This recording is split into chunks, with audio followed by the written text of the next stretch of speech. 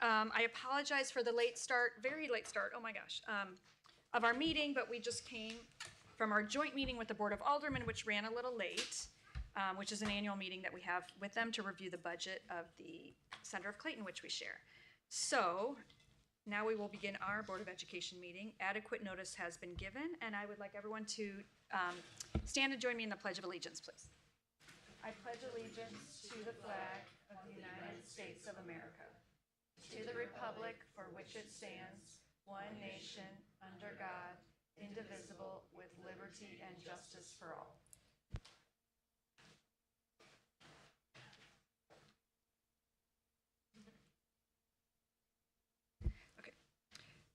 Okay. Chris, would you read the motion to adopt the agenda, please? I move that the Board of Education adopt the agenda as posted. Okay. It's been moved and seconded. All those in favor? Aye. Any opposed? Nope. Motion passes. Okay. Next on the agenda is recognizing our own, and I would like to call on Dr. Poole, who is going to recognize Katie Burkhardt. All right, good evening. So today we want to recognize Katie Burkhardt, who was one of our district social workers. She was recently awarded with the 2025 School Social Worker of the Year by the School Social Workers of Missouri. So let's give her a hand.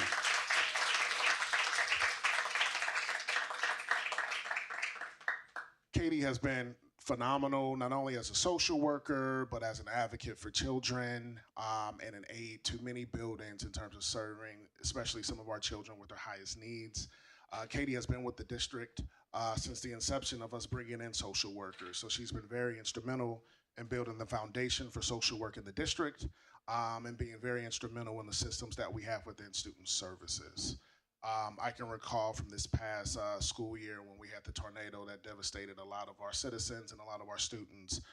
Katie working over the weekend and tirelessly through nights to create systems for folks to donate, for us to serve families, reaching out to families, making home visits, dropping off supplies and needed items for groceries and toiletries. And a lot of the work that we were able to do through the tornado was pretty much because of Katie, with her hard work and her determination, and took a tragedy and really, really helped the district come through to help a lot of families. So we are extremely thankful for Katie for her work and her service. And yeah, we're extremely blessed to have her in our district. Thank you, Katie.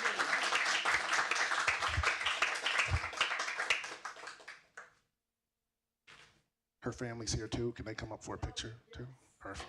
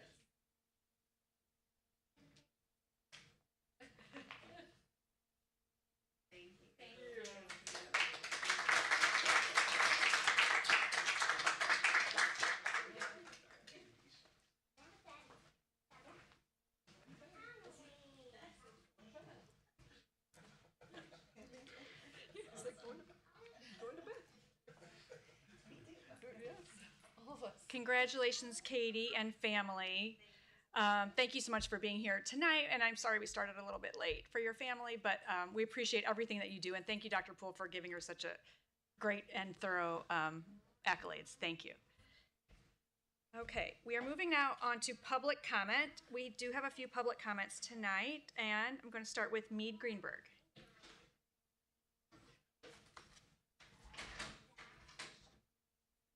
Good evening. I'm your resident squeaky wheel about this topic, the tech self-study. So I just wanted to come back and kind of re-up some of my thoughts about it. First of all, I was so pleased to see it on the agenda tonight. I'm really looking forward to hearing what the team has to say. And I also just want to say thank you for doing it. I know it's going to be a lot of work, but I'm really excited about it. I wanted to share sort of the way that I've started to frame this and the way that I think it kind of pulls together a lot of the concerns that I have and that other parents might have, or that do have. I think, as we all know, whenever there's a screen involved, it's going to pull our attention, a child or an adult, our attention into that screen.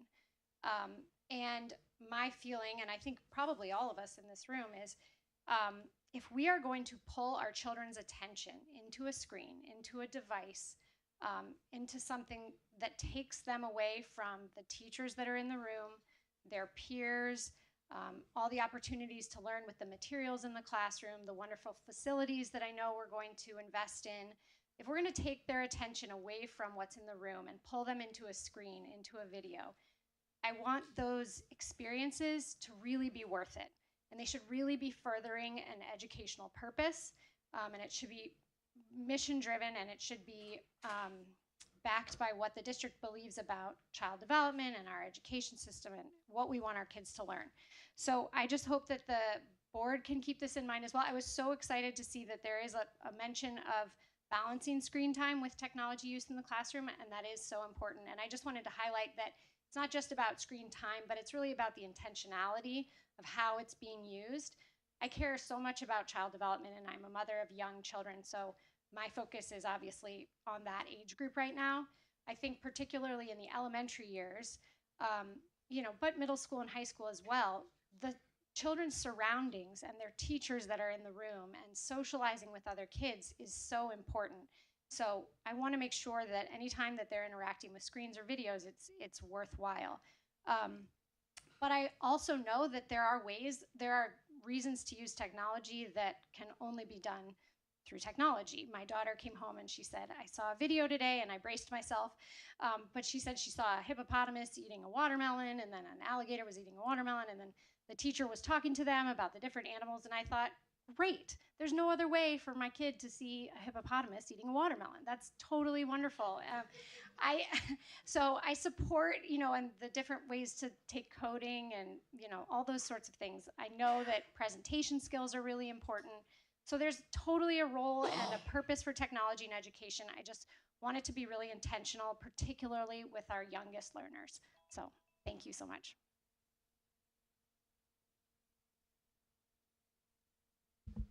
And I apologize, I meant to thank you, Mead, meant to remind everyone before you spoke about kind of our practices with public comments. As you see the clock on the screens, everyone has 3 minutes, and also we don't respond to public comment at the meeting. We follow up afterwards. So anyone who makes a public comment can expect an email as a follow-up. Next, Ellie Gund.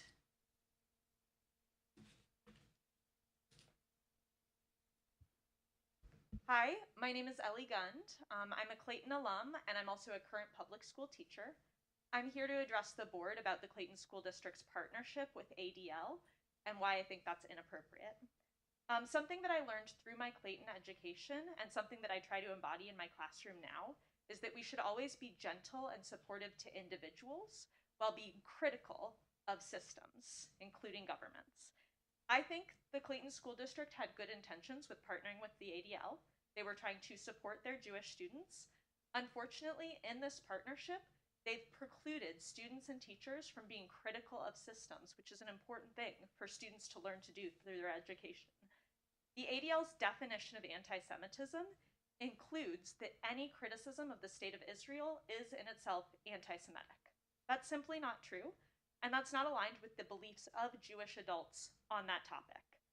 In November 2024, 800 Jewish voters in the United States were surveyed as part of the biennial election survey on behalf of J Street, which is a liberal pro-Israel lobby.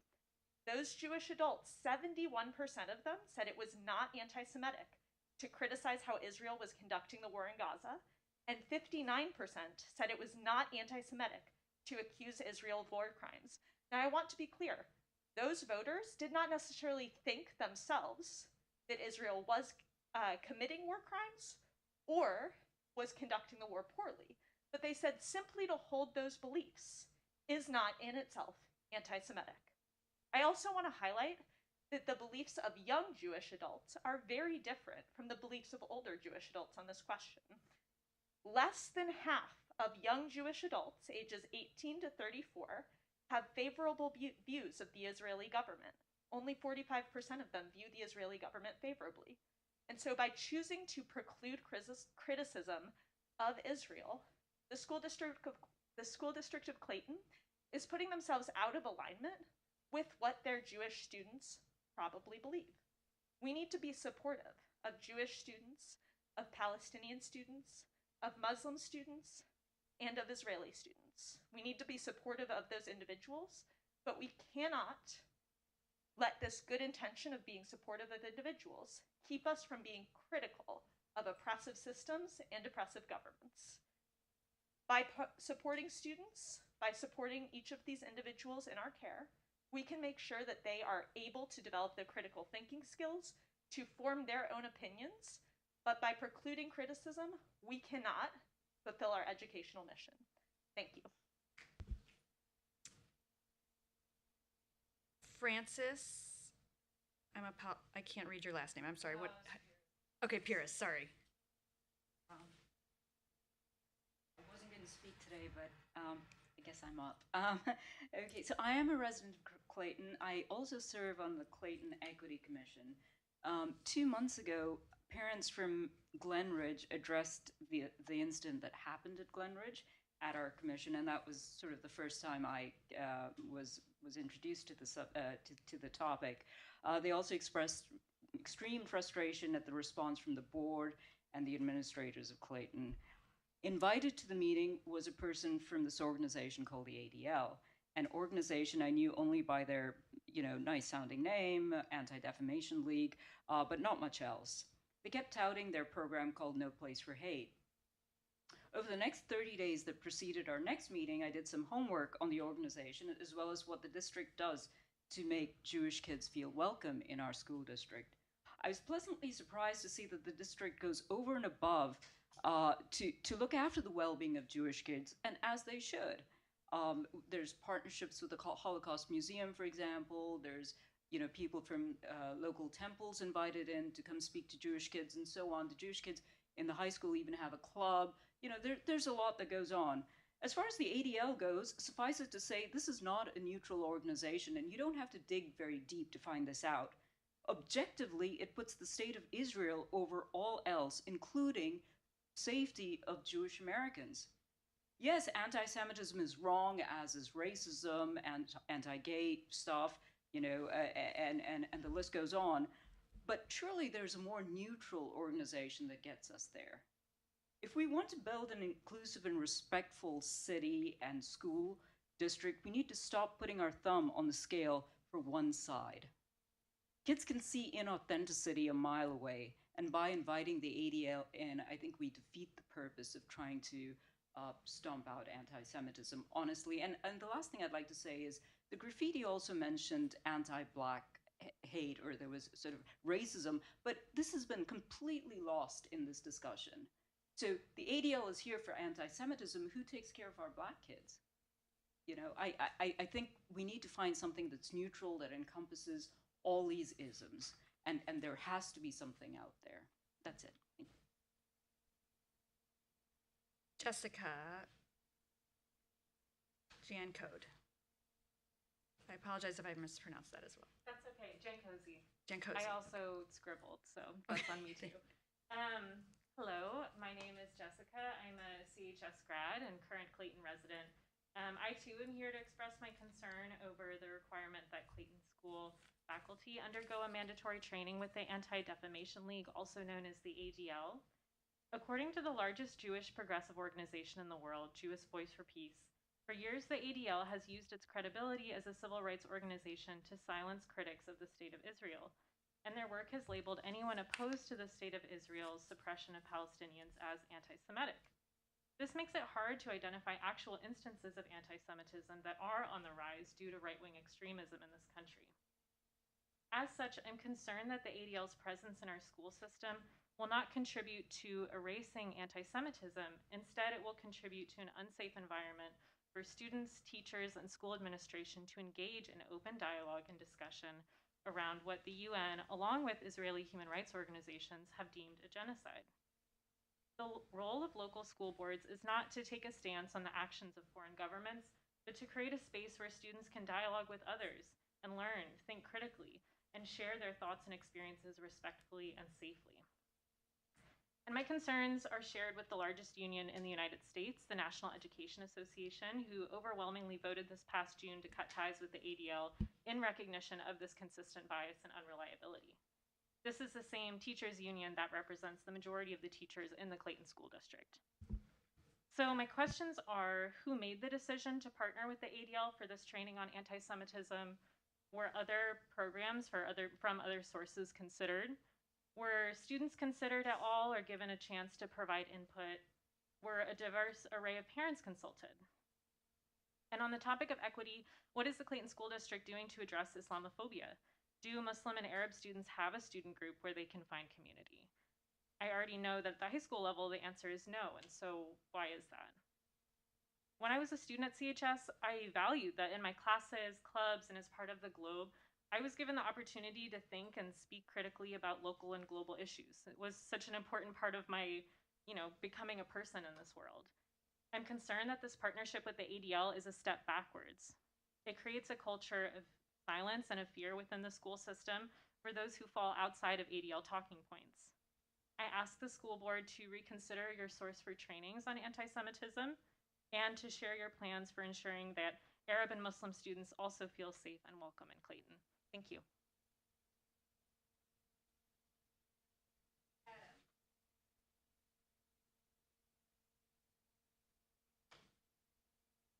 Hello. I won't speak as eloquently as the last three speakers because I don't have anything written down, but I did want to talk about the same matter. CHS, for me, was very formative because of my history teachers and because of speech and debate. One thing in AP World that we learned was to take into consideration the bias of the articles and the first accounts of situations and topics that came about. So what was very important was not just the content that was being put out, but who was behind putting out the content. Was it the farmers in like feudal system, or was it the feudal lords who were standing idly and were in the palaces? Who was best equipped to tell us about the occasion and to tell us about information? In speech and debate, we looked at both sides and were able to have conversations very openly about things that were happening around the world.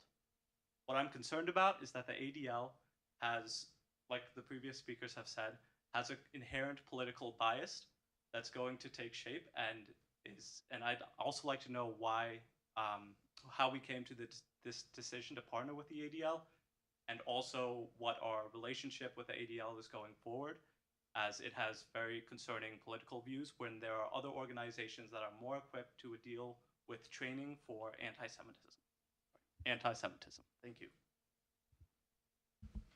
Thank you all.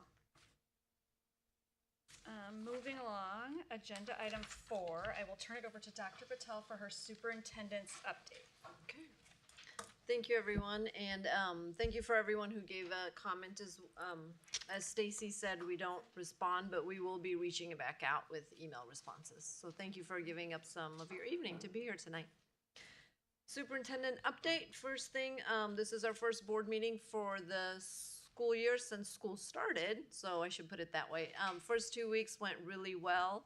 I got to visit all the buildings, went into the classrooms, the students, the staff, everyone had great positive energy.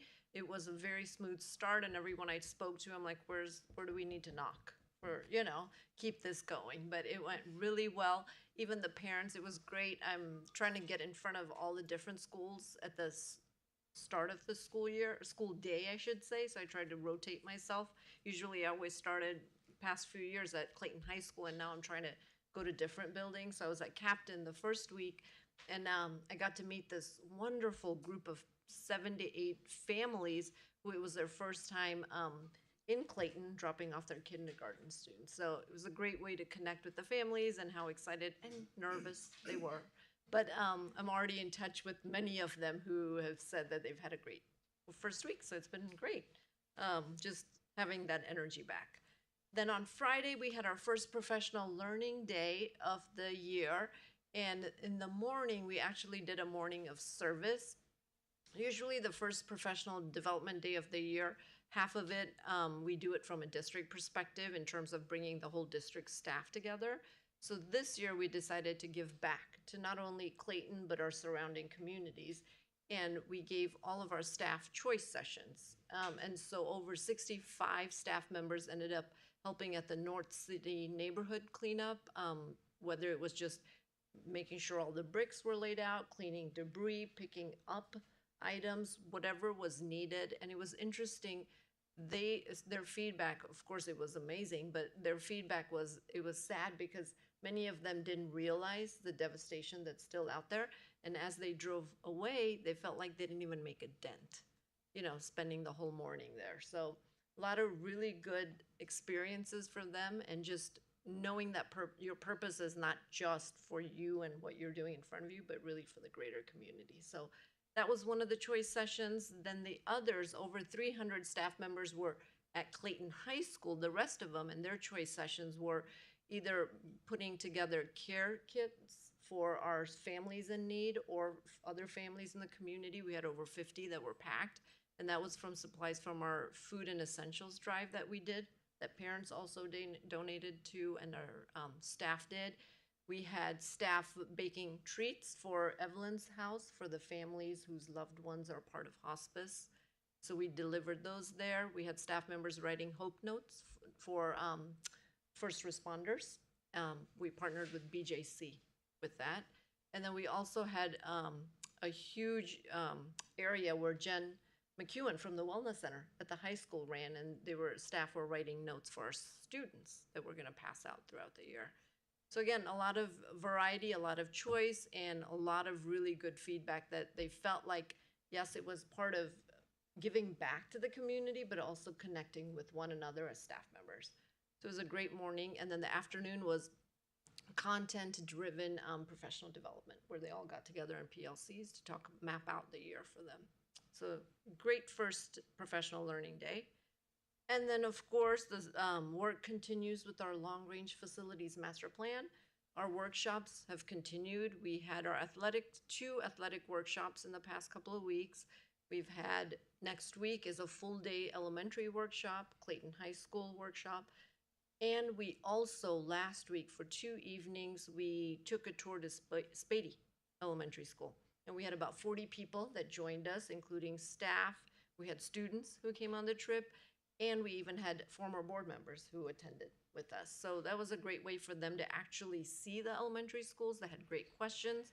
And one of the things that was a theme from the tours was that it's something to see pictures of facilities like that, but it's something different when you actually go and tour it.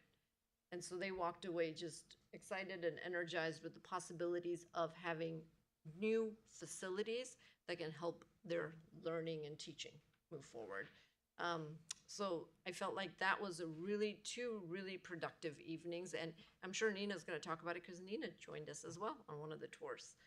So that continues, and one of the things that I want to highlight with our community is, as you know, we've been working on this for, I would say, almost a year and a half now when we started the long-range facilities plan journey. And the board has prioritized 3 areas, right? Looking at our elementary schools, looking at adding an addition to Clayton High School for the CTE programming, and looking at our athletic fields, and including Wydown Middle School, and looking at the field there. So with those 3 priorities means we need to have heavy community engagement, and we invite everybody to our community engagement forum, which is the first one. We're gonna have 3. First one's next Wednesday, September 10th at Clayton High School at 7 o'clock. Hopefully you've been getting the emails, social media, website. We're really trying to promote it, and that's the first time that we're gonna share, the architect design team that we've assembled is gonna share some initial concept designs for what the elementary schools could look like, what the high school edition could look like, and what athletics could look like. And that is just another place where I feel like we can get input from our community, which is very important. And then after that, Friday, we're gonna be releasing a survey that'll go out to the community and just getting additional input on what we have shared on September 10th. Parallel to that will be a phone survey that will be about 300 patrons is who we're gonna try and get phone calls from. And we actually have a presentation tonight from the individuals that are gonna be creating the survey and actually doing that. Excellence K-12 will be here later to explain that more in detail. But again, the point being, we really need to have community input on it before the board and administration really decide next steps. Between now and December, there's more workshops, there's more conversations, but really, when you look at the timeline, it's really between now and October when a lot of the work needs to happen for us to have a better direction on next steps. So this is just the first community engagement forum, and hopefully you get a chance to visit. And if not, we will obviously give a recap on emails, put it on our website, and continue to share information. So stay involved and stay tuned on that. And then lastly, we have 3 presentations tonight. As I said, Excellence K-12 will be presenting a little overview of what the survey will look like. Dr. Garganigo will be giving a curriculum update that we do annually and ask the board to approve the curriculum. And then finally, we have a text study overview that Luke and Dr. Garganigo will be also presenting. And that presentation is really just a forecast of what's going to be happening in the next 2 years with this text study. Okay, with that, I'm going to hand it off to Nina for our student board update. Hi everyone. So, like Dr. Patel said, Clayton is currently in the process of developing a plan for a long-term facilities update. And last Wednesday, I got the opportunity to tour Spady Elementary School along with a few other Clayton community members and teachers. Spady Elementary underwent a major renovation in 2022, and now they serve as a model and prime example of a modern, future-focused school. The school had many wonderful aspects, but my favorites were their emphasis on time management, versatility, and creativity, which are things I know Clayton values and could definitely emulate in a future remodeling. The layout of Spady is designed so that no time is wasted, which is super important for younger kids. For example, it takes less than a minute to get from their gym to their cafeteria, meaning that kids have more time to play and less time to be disruptive in the hallways. Additionally, many of their classrooms prioritize flexibility. This means almost all of their chairs and tables could be moved to easily create different formations. This is beneficial for young learners because it prevents them from getting bored and feeling stuck, while also encouraging them to experiment with different ways of learning. Lastly, my favorite part, and the aspect I think is most valuable to Clayton, is their focus on creativity. For example, their garden, which is small and doesn't take up that much space, helps kids get outside and working with real-life plants and animals. Their video lab, which airs live announcements done by students every day, is a great chance for kids to practice writing, public speaking, and video production, especially at a young age. All in all, Spady Elementary School provided a great example for what I think Clayton Elementary's facilities could one day be. Additionally, in talking with CHS students about the possibility of renovating Gay Field, I got some great insight on what many of them feel would be most beneficial. An overwhelming majority of them believe that moving Gay Field to Shaw Park would be much easier logistically. Right now, many of them say they have a hard time finding a ride to practice. When I asked them why it was so difficult, they either said they were too intimidated to ask upperclassmen, or that they simply didn't know enough people with licenses to have a consistent ride. When I asked about the current state of athletic facilities, many of them said, while they're nice, they don't really match the rest of the district in regards to efficiency and up-to-dateness. Some specific comments I got were the locker rooms at Gay Field aren't in great shape, certain dugouts at Aztec Field need more covers, and when there's a game at Gay Field, it's almost impossible to find parking anywhere. And even in speaking about these renovations hypothetically, many of the students acknowledged the fact that it would be a long process, and surprisingly, almost all of them seemed okay with the fact that a remodeling may mean a pretty drastic change in day-to-day routine, which was pretty nice to hear. From these comments, I think it's safe to say that the student body definitely wouldn't be opposed to some facility updates.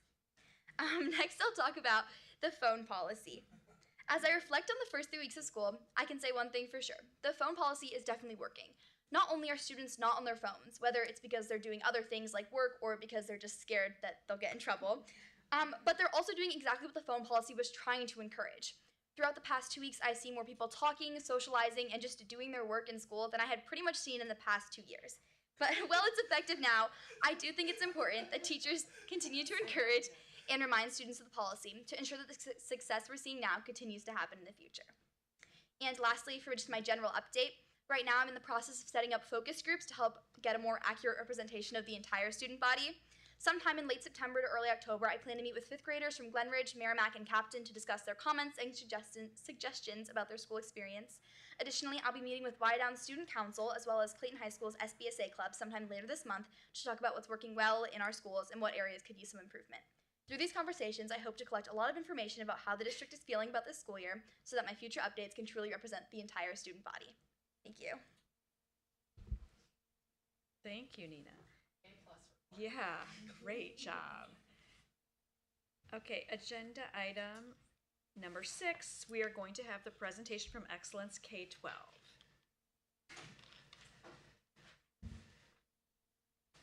And Gina Tart will be joining.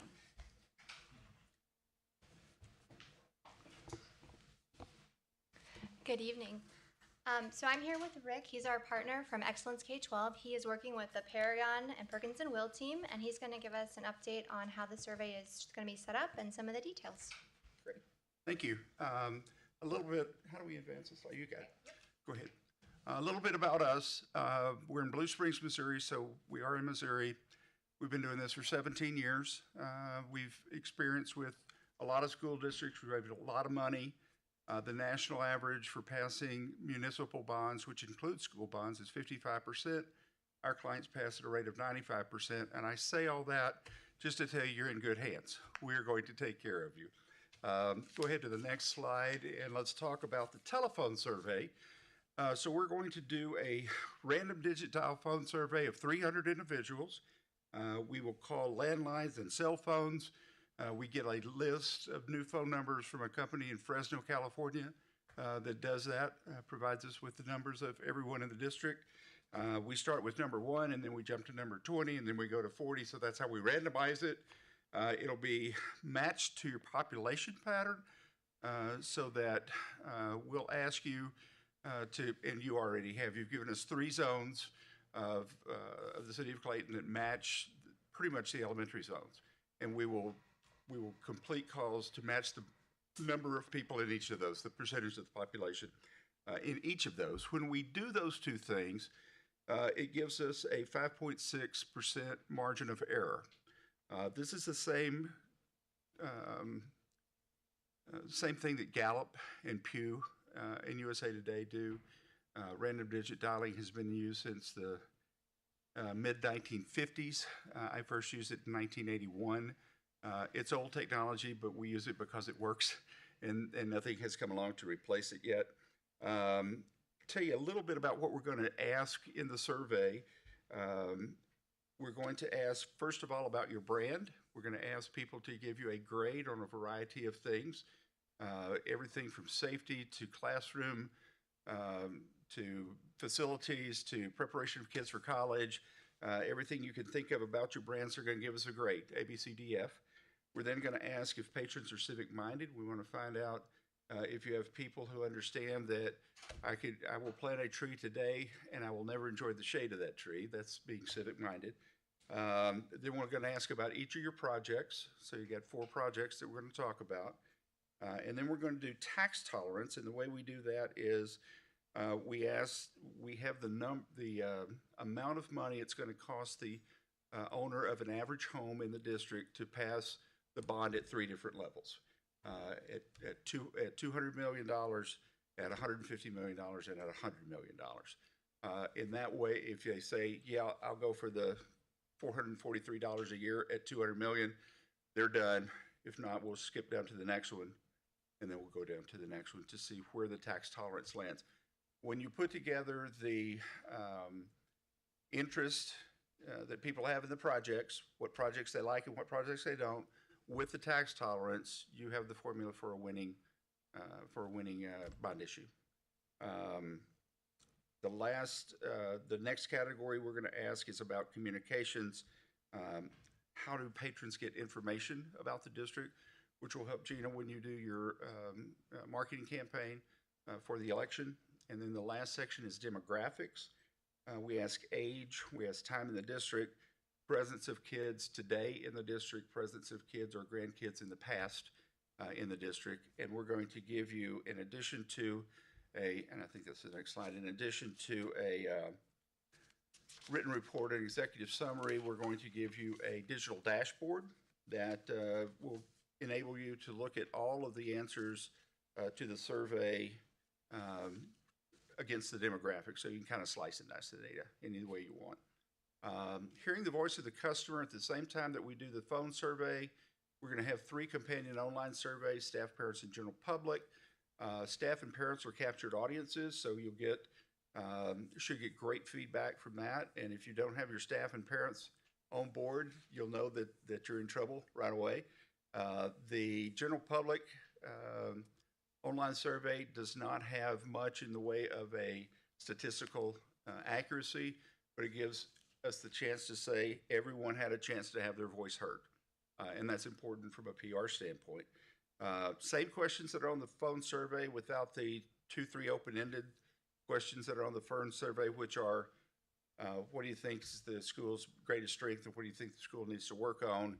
And the communication question, other than friends and neighbors, where do you get your information about the district? We'll list out the different things that people can check off on that, so we don't have a bunch of open-ended questions on the phone survey. All of these will run concurrently. They're all going to start next Friday, the 12th. Timing, so the calls start on the 12th. They will conclude on September the 26th.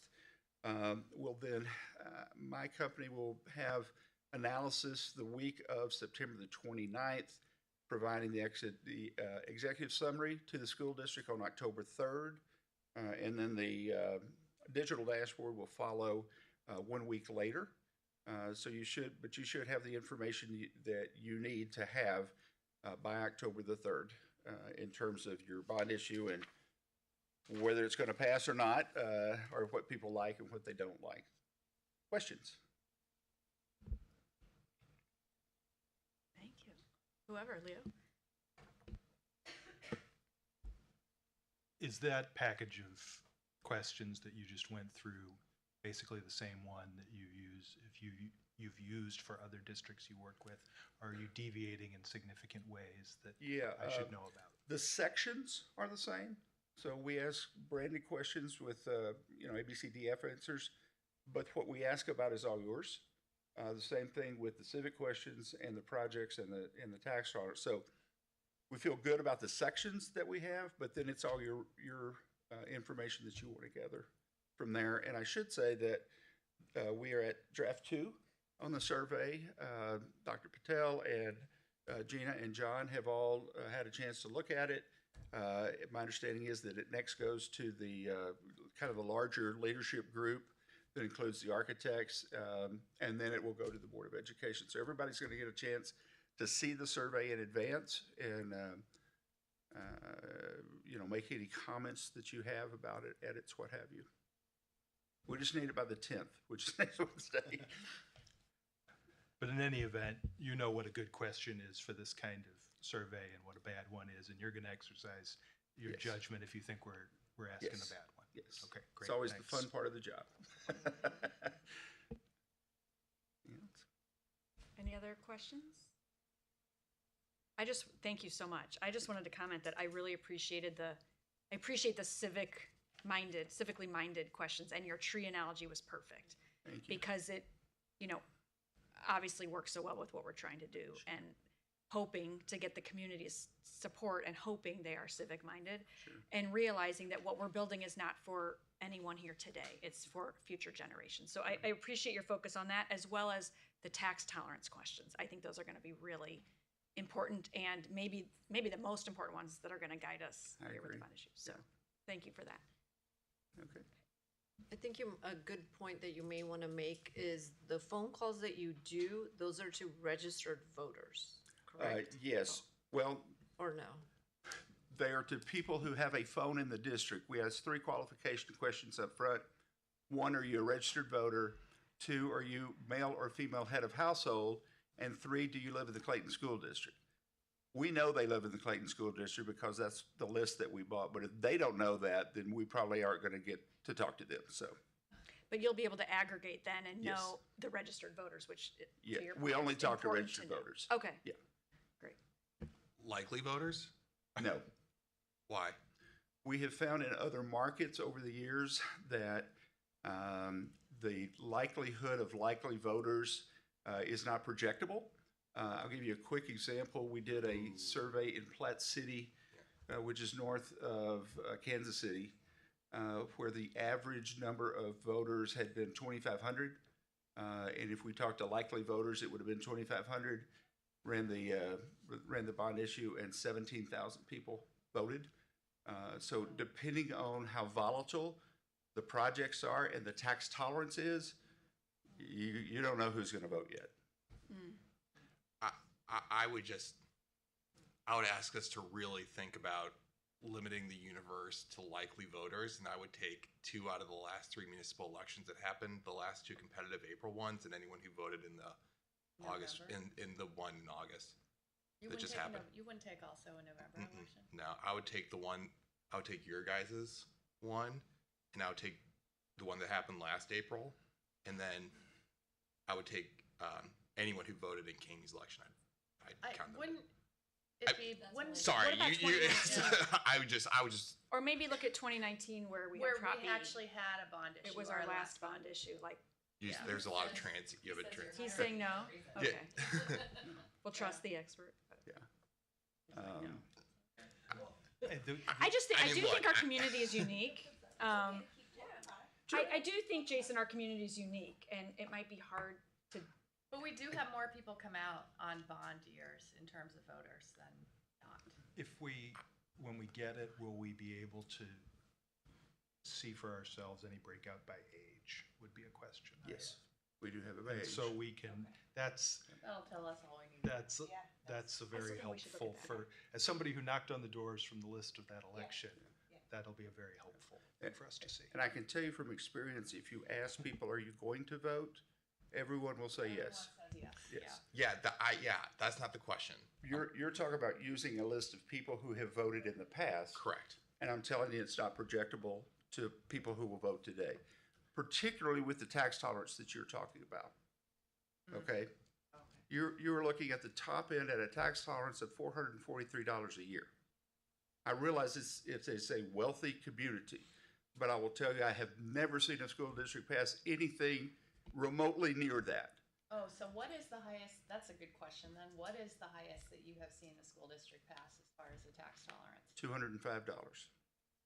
Good to know. So you're more than double that. I'm not saying you can't pass it.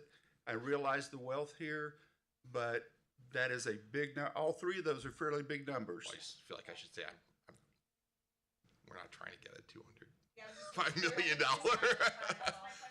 Huh?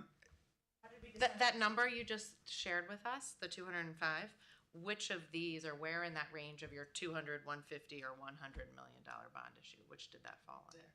I have no idea.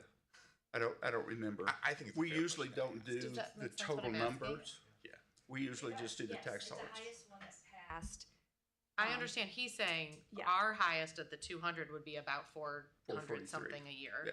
You said the highest thing you've seen pass is 205 per household per year. Yes. And so I'm wondering about-ish. How what much is did that get? Yeah. Is that the 100 million? That's what I'm asking. If I take what Kim just said, half. Yes, John? 100 million is zero. Oh, okay. 150 is about 2 Okay. million. 23. Well, 90, I think. So then it's 447. So, correct. right, because we already have. I'm sorry, I didn't understand your question. Well, that's okay. He did. He did. That's good. Thank you. Well, I did wonder who came up with those numbers. Are those the specific numbers you're gonna, I mean, we'll see the survey eventually, but those what you're, right now, that's your draft? Yes.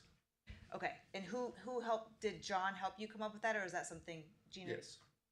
You guys worked Yeah, together? John's been very much involved. We've been working through the different options and obviously calculating it together. Perfect. Yes. Great. The 200 million, Chris, if you remember, like if all the projects we do, the range that we originally heard was 150 to 200 million. If you take care of everything on our list. But remember, other school districts did multiple. They didn't do it all at once. So that's the other Right, this thing. would be So doing- this is- 220 might have been the high, or 20, did you say 205. 205 might have been the highest you've seen, but it doesn't mean that that same district didn't go Didn't do out one 2 or 3 3 years years later. later Right. and ask for another 100, ask for another. True. So, And that, the 205 is tax tolerance. Yeah. $205 for the owner of an average home. got it. Okay, so not 205 million. Oh, got it, yeah. Any other questions or comments? Thank you very much. Thank you. I'm now very Appreciate much you. looking forward to this Good. draft and the results, of course. Thanks so much. It'll be a great process for you to go through, see what your patrons think. Yeah. Thank yeah, you. Thank you. Oops, okay. Curriculum update, Dr. Garganigo.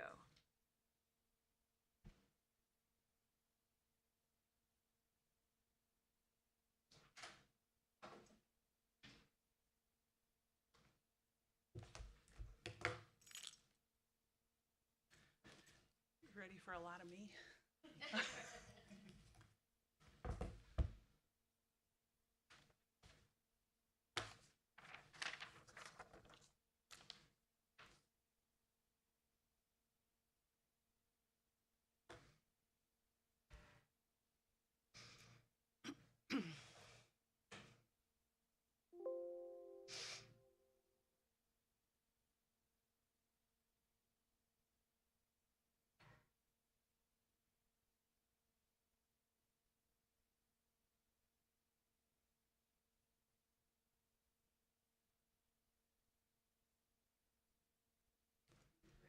Are you going to click for me?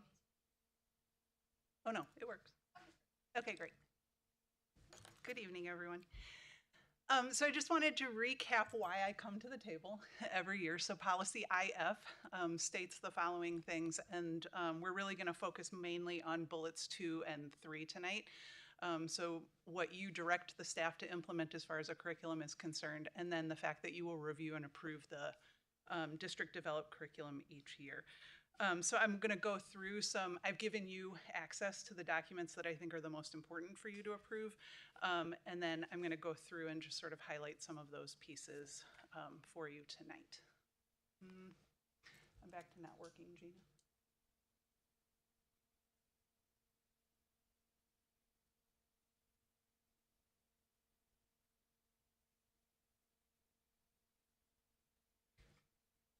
I can go without slides too if you want. Okay, I'll go without slides.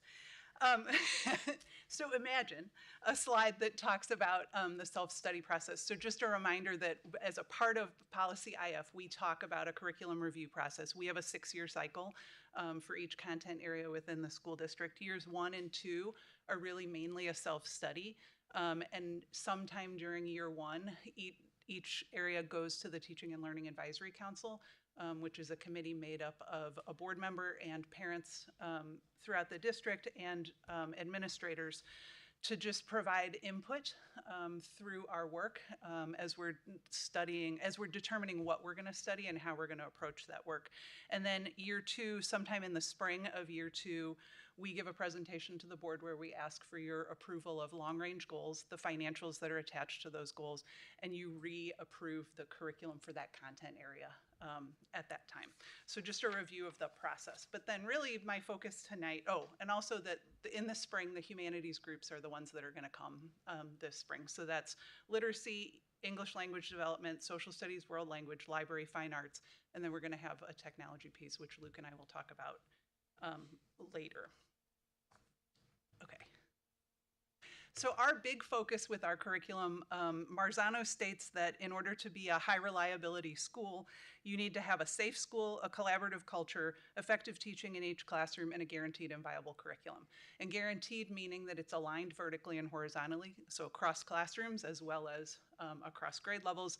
And then viable meaning that we have enough time in order to implement that curriculum. So a lot of our work that we do in the summer is tinkering with that and making sure that we have things that are aligned with state standards, that are aligned within our system, within our district, and then making adjustments to ensure that we have time in order to do those things. Several years ago, we built a curriculum website as a way to be transparent with what we teach within our classrooms.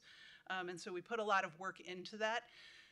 And curated a lot of information for the public with that piece. This site will change with the upcoming changes to the district website, and we're making some different kinds of changes to help make it a little easier to navigate and to understand some of those pieces. So I think our vision at the time and our theory of practice, I think now has shifted a little bit. But always our goal is being transparent with what our teaching and learning environments look like in our classrooms. So the pieces that I'm asking you to approve tonight really fall into 4 categories. One is our new courses or our complete rewrites, and we have a process that we go through each year around new courses that I'll highlight. Some work around alignment within the district, so when we make changes at an earlier grade level, then we have to keep making changes throughout the system. Reinstatement of courses, so sometimes a course goes dormant for a little while, either because of student lack of interest or because of training for teachers, et cetera, and sometimes we reinstate courses, and then just some minor adjustments that we make. So the summer work really falls into these categories. And this year, our new courses, so part of our new course proposal process is that a curriculum committee will propose a course. It goes through the approval through the committee, goes to the building leadership team for approval, comes to the curriculum coordinators council, which is all disciplines, and then ends with me. So I have the last right of refusal or approval. And so our new courses this year are Amped on Algebra, which is it's a combined algebra and business course, and really is something that we're super excited about because it's really moving into this real world learning kind of approach. So when you think about the children who can sign up for this class, it's anybody who their course as a freshman would be algebra. So college prep algebra. They can sign up for that course. It's a 2-period course in conjunction with business, and their work is really around running the school store and understanding algebra concepts through this idea of business. And then when I met with the teachers the other day, they expanded my mental model of this because I was like, how much stuff can we put in the school store? But all the sports teams now, when they do sort of their theme games, so like their pink out games and things like that, they're using that class to print all of their shirts and everything. So they're working on all of those pieces. So it's an exciting course, and it's team taught with a business teacher and a math teacher, so the students get credit for both. Could we ask them to get extra credit if they run the concession stand games? I mean, seriously, we can't get anybody to run those, and we get complaints from visiting teams all the time that we have a concession stand that is always closed. Okay, I can ask. Yeah. So our second new course is Walking Fitness. So we add new courses and we review existing ones to determine what to sunset. And so the PE department is a good example of a department that has worked to freshen their offerings over the past several years, from more traditional courses like net sports to walking fitness, strength and endurance, in hopes of better meeting the needs of our students. So walking fitness was their new course.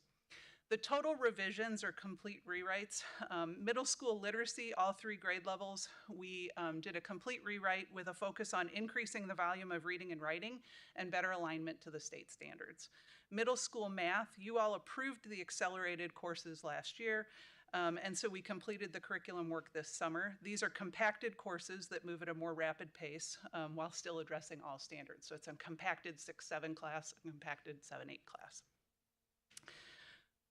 Latin, we chose a new resource for our Latin courses. The new text takes a more up-to-date approach to language learning, which is interesting for Latin. And the topics are just more relevant to learners in 2025. So we're trying to make Latin a more relevant, kind of exciting topic for students to study. Good luck. And similarly, Spanish adopted a new resource last year, which you all approved. And we had rewritten the Spanish one, the College Prep Spanish 1, Spanish 2 last summer, and then this summer we finished the sequence, rewriting Spanish 3 and Spanish 4. So then our courses around alignment within the district, our biggest example of that is social studies. So if you remember, over the past couple of years, we've talked about the changes at the elementary schools to put the standards back into the grade levels, particularly at Key Stage 2, grades 3, 4, and 5. That then subsequently had a change to 6th grade social studies last year, which was a focus more on sort of geography and that type of study of social studies. And then this year, the changes in 7th grade, which is a focus on civics. Reinstatement of courses. At the high school, we've had a change in teachers in our theater program. And so we reinstated musical theater 1 and 2 and technical theater. So what was happening prior to this was those courses were offered outside of the school day and were in conjunction with the productions, so the spring production and the fall production. And so this puts it back into the school day, allowing wider access for students, and it's not tied to the production anymore. So it allows students to study musical theater without being a member of the cast of the after-school production. And then we worked on alignment with the musical theater program at the middle school. And then finally, the small adjustments. So most departments will have 1 or 2 courses that will adjust each year. I don't bring a lot of those to you because they're not big enough to feel like it's not a good use of your time. But the ones that I wanted to highlight today are elementary SEL. So with the development of the character, with the bringing in of the resource of Character Strong, some of that resource is divided in a way that grade levels were sort of overlapping with one another on what they were doing. So a child could experience a same lesson multiple times because of decisions that teachers were making. So we really developed a scope and sequence for it to say that these were the lessons that should go with kindergarten, these are the lessons that should go with first grade, et cetera. And that has proven to be helpful to the teachers, and I think will be more engaging for the children because there'll be new lessons each year. And then elementary phonics continues to be a place for us to study, and the addition of elementary grammar in making sure that we have a good solid scope and sequence. So as we've been training all of our teachers with letters, we've been making different decisions about what the phonics instruction looks like within the classrooms, as well as just like what the sound walls and those kinds of things look like in the classrooms. And so developing those tools in order to be aligned across the system. Okay, what questions do you have?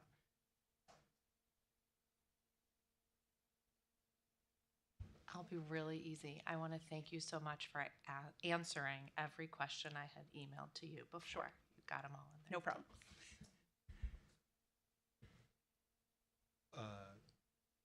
I always struggle with this because I think that the boards of education weighing in on curriculum has basically been a negative process in a lot of cases. So I don't have a lot of input on this, but I'm going to break my own rule and note that some very activist and vocal constituents have over the years observed that there were not a lot of middle school literacy texts with female protagonists, and there is now one in the 8th grade, and I think that's a positive development. That's my comment. I'll also say with the middle school rewrite, so,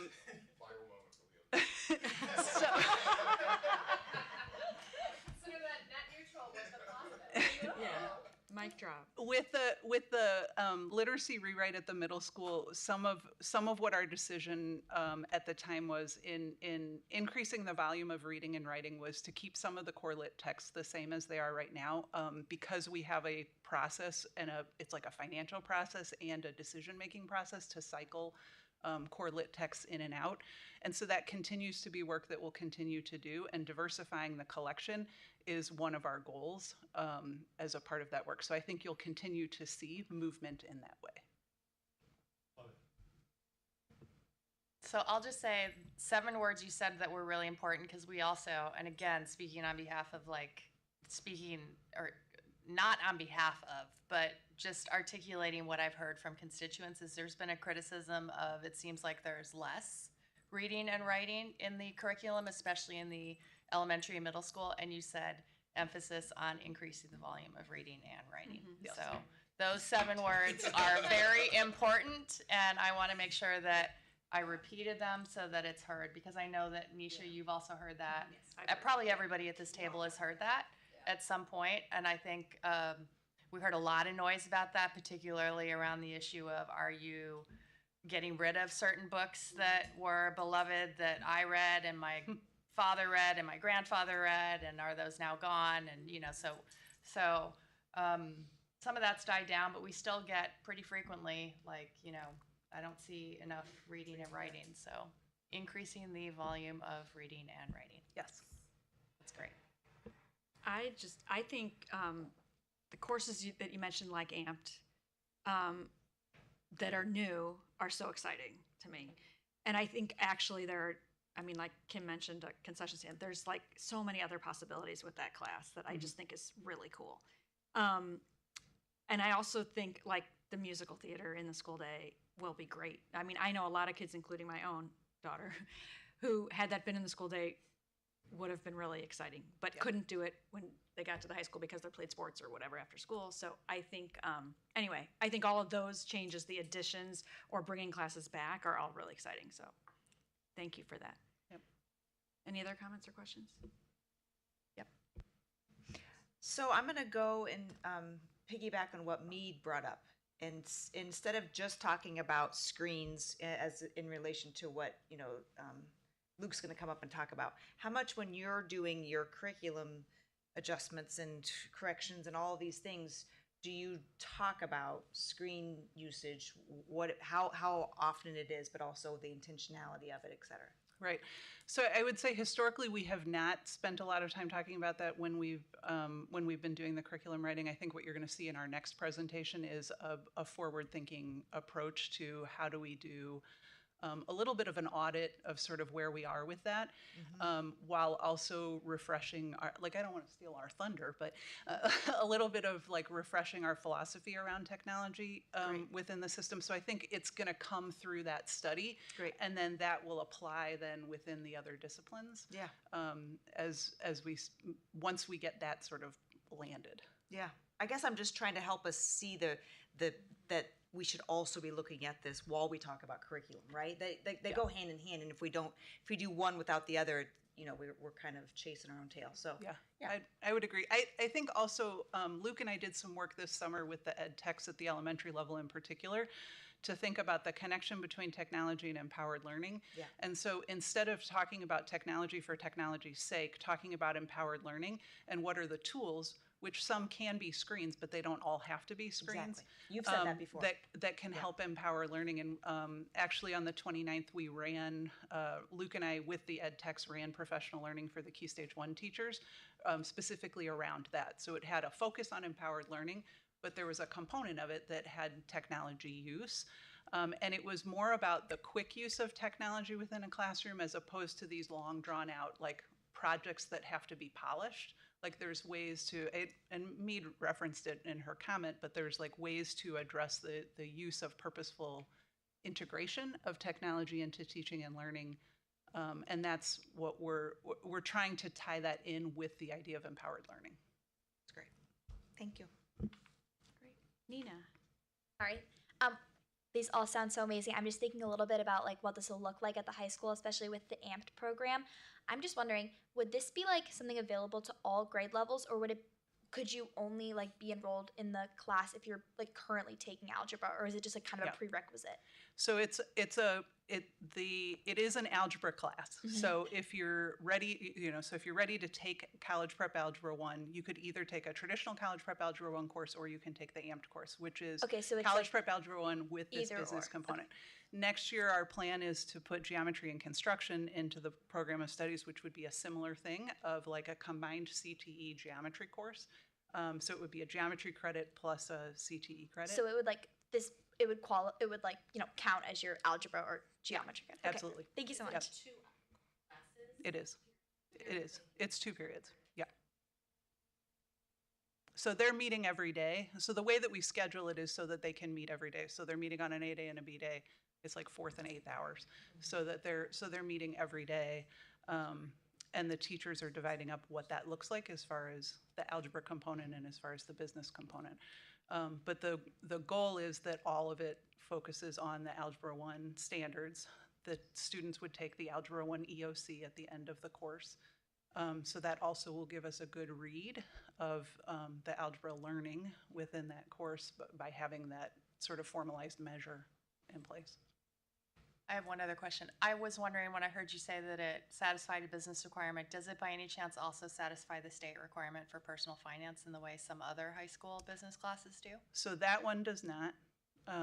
We have a personal finance component that's embedded into econ. Right. That can meet that, but the AMPed class does not meet that. Thank you.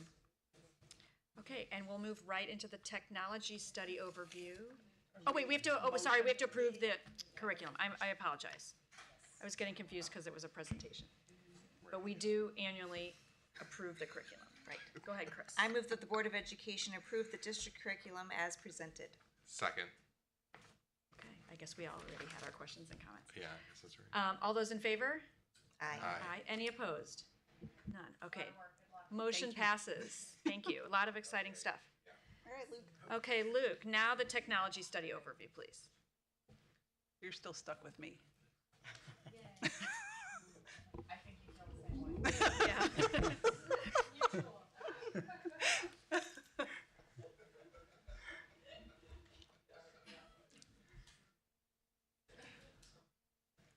Should I try to drive again? Oh, it worked. We're driving. Yeah? Yeah. Okay, I'm gonna let you drive. Okay. Okay, ready? Okay, then the first slide of this presentation is going to look very familiar because I just talked about it. So again, our self-study process, we're going to move into a technology self-study. This is a little off cycle for us, but we think it's important to start this year with the self-study. So it would be a 2-year self-study. Sometime during this year, we'll meet with the Teaching and Learning Advisory Council to talk through some of the work of the committee, and we'll go more in depth with what that work will look like. We plan to come to the board with a device recommendation this spring, and then year 2 coming with the long-range goals, financials, et cetera. So those are going to look like 2 separate reports, and then we would have the 4 years of implementation. Self-study really allows us for a deeper dive when we're looking at these content areas. We're constantly working and making adjustments throughout the years, so we don't wait for a self-study to make adjustments, but it is a time for us to go deeper with it. And within the self-study, we have a tendency to look towards site visits, consultation with outside people to help inform our deeper dive. So just a recap of sort of where we've come from. These were our goals that we developed in 2022. They really fall into 2 areas, one around teaching and learning, so what we do with technology within the teaching and learning space, and then the other is like the stuff. So what do we need to buy and what do we need to have in place in the walls and the ceilings and everything in order for the hardware to work, and also with the hardware. And what are we provisioning both to students and to staff. So those were our 2 main areas of focus with those goals. We felt it important to talk through a little bit of the background of the fleet of devices, and this is really student devices that we're talking about. So in 2016, when we came with the technology study, our recommendation at that time was a 1-to-1 Chromebooks at the high school, and not be 1-to-1 at the elementaries and the middle school. But they were carts of Chromebooks, iPads, and MacBooks, K through 8, in order to really diversify the thinking of how we could use the tool in the teaching and learning space. As a consequence of the pandemic in 2020, we split those carts up and went 1-to-1. So that was really what allowed us to, when we had to go to remote learning, the fact that we had all of those carts and that we had a fleet that really could have gone 1-to-1 if we needed it to.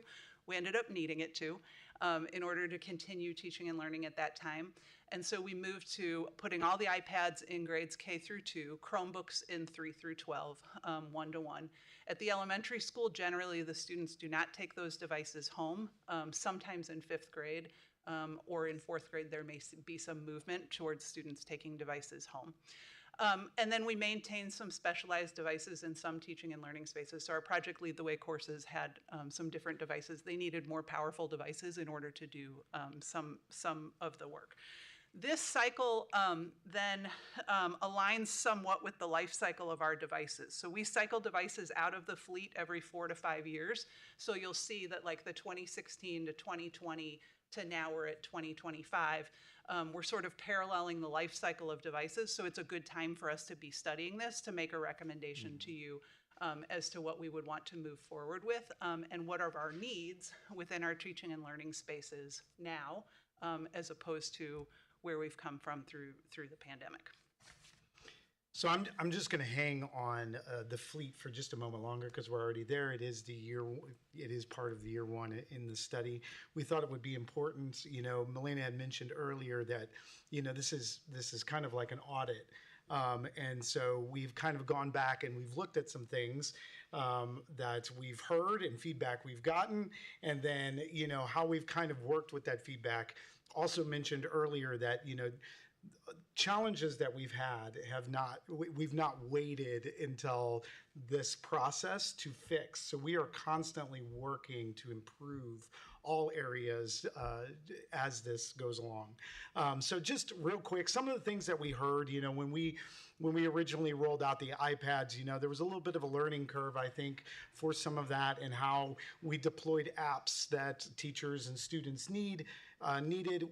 In light blue there, or anything that we've already really come up with solutions for. And so we were able to get an MDM that kind of handles some of that process, allows the district to retain ownership of applications and things like that, which was important.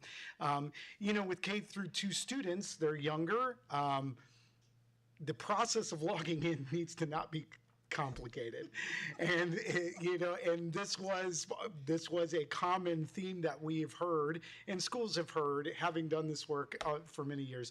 It's been common in that process. This year, we're really excited that here early on we've rolled out a new tool that is allowing our K through 2 teachers to really make this process super efficient through a company called Clever, and it is cleverly getting our kids in so that the teachers can do what they need to do and make sure that it's not spent, typing in things and passwords and emails and all of that to get kids in.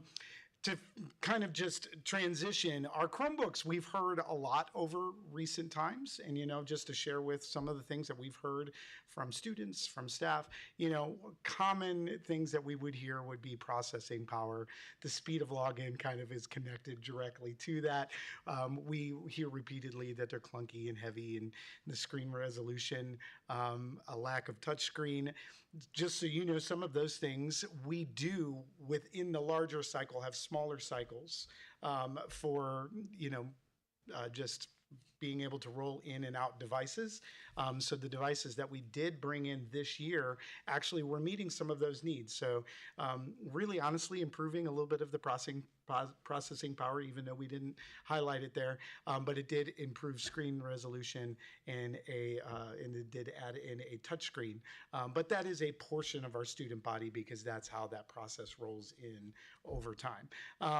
One of the big things that we do see commonly, obviously with Chromebooks being a web-centered device, right? It is based and built to be just a web browser, that we have a lot of situations and courses that do require more than just a cloud solution or being able to do something through a website, whether that be through, certain computer engineering programs or design work, whether it's with the Adobe suite and beyond.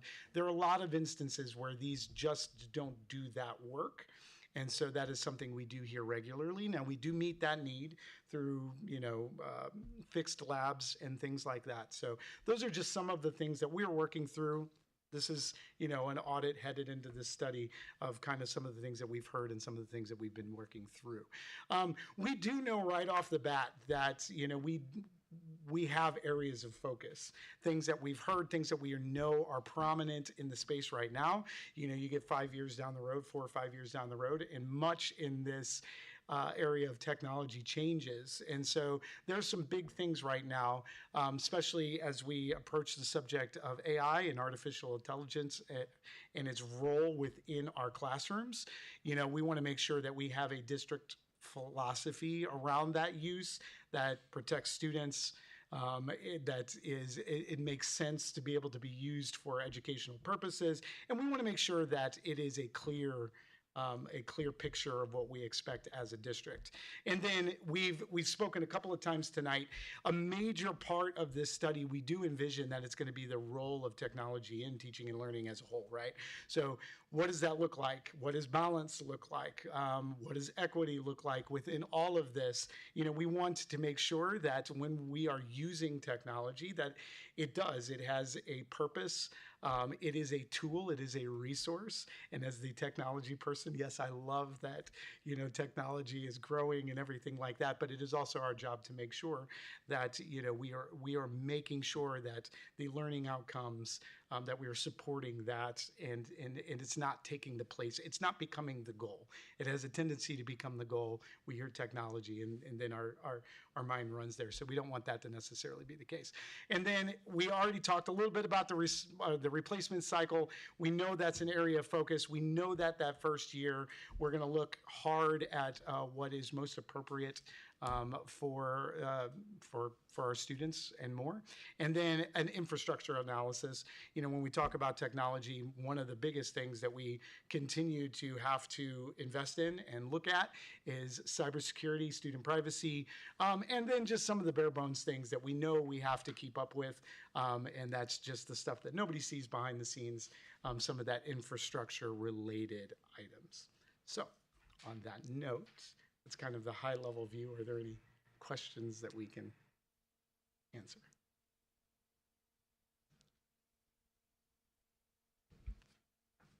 Anyone have questions for Luke? Hi. Would you speak to how the new policy, JFCD/state law, will impact this work for you?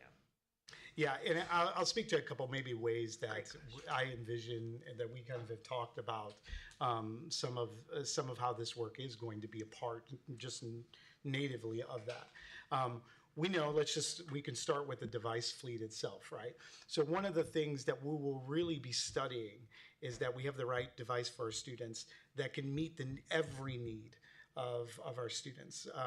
And by saying that, we have situations now, obviously, where our devices may or may not meet every single need, and in which case that has brought in the need and the use of external devices, right?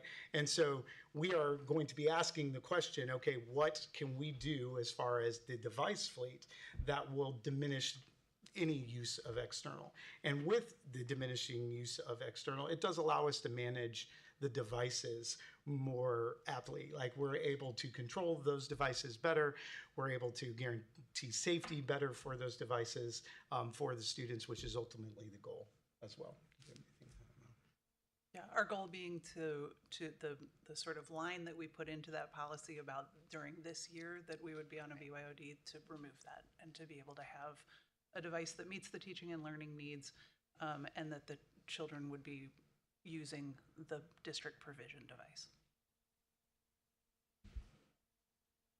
I just wanted to say, I liked that you said that you're going to be presenting this to the Teaching and Learning Committee, not just because I'm on it, but Mead's also on it, and it reminds me back to what Chris was asking, that's a group of people who, this committee is comprised of parents and other teachers, staff members, who usually what we discuss is curriculum. So to have this piece into our discussions as the Teaching and Learning, I think is a great way to see how they come together.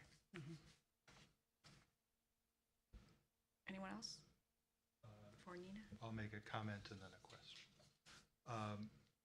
Just as you go through this process, I do think it's important to keep in mind how policies and practices around technology in school play out at home. And just keep in mind that, you know, the device that you give these kids to use every day is also the one they have at home.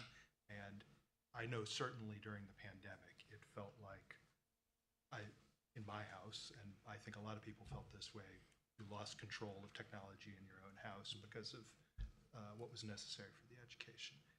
And then the question is, have we looked into obtaining a hippopotamus and bringing it in to eat a watermelon?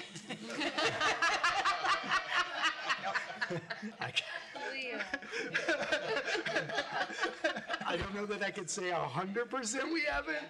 Luke has already looked into it.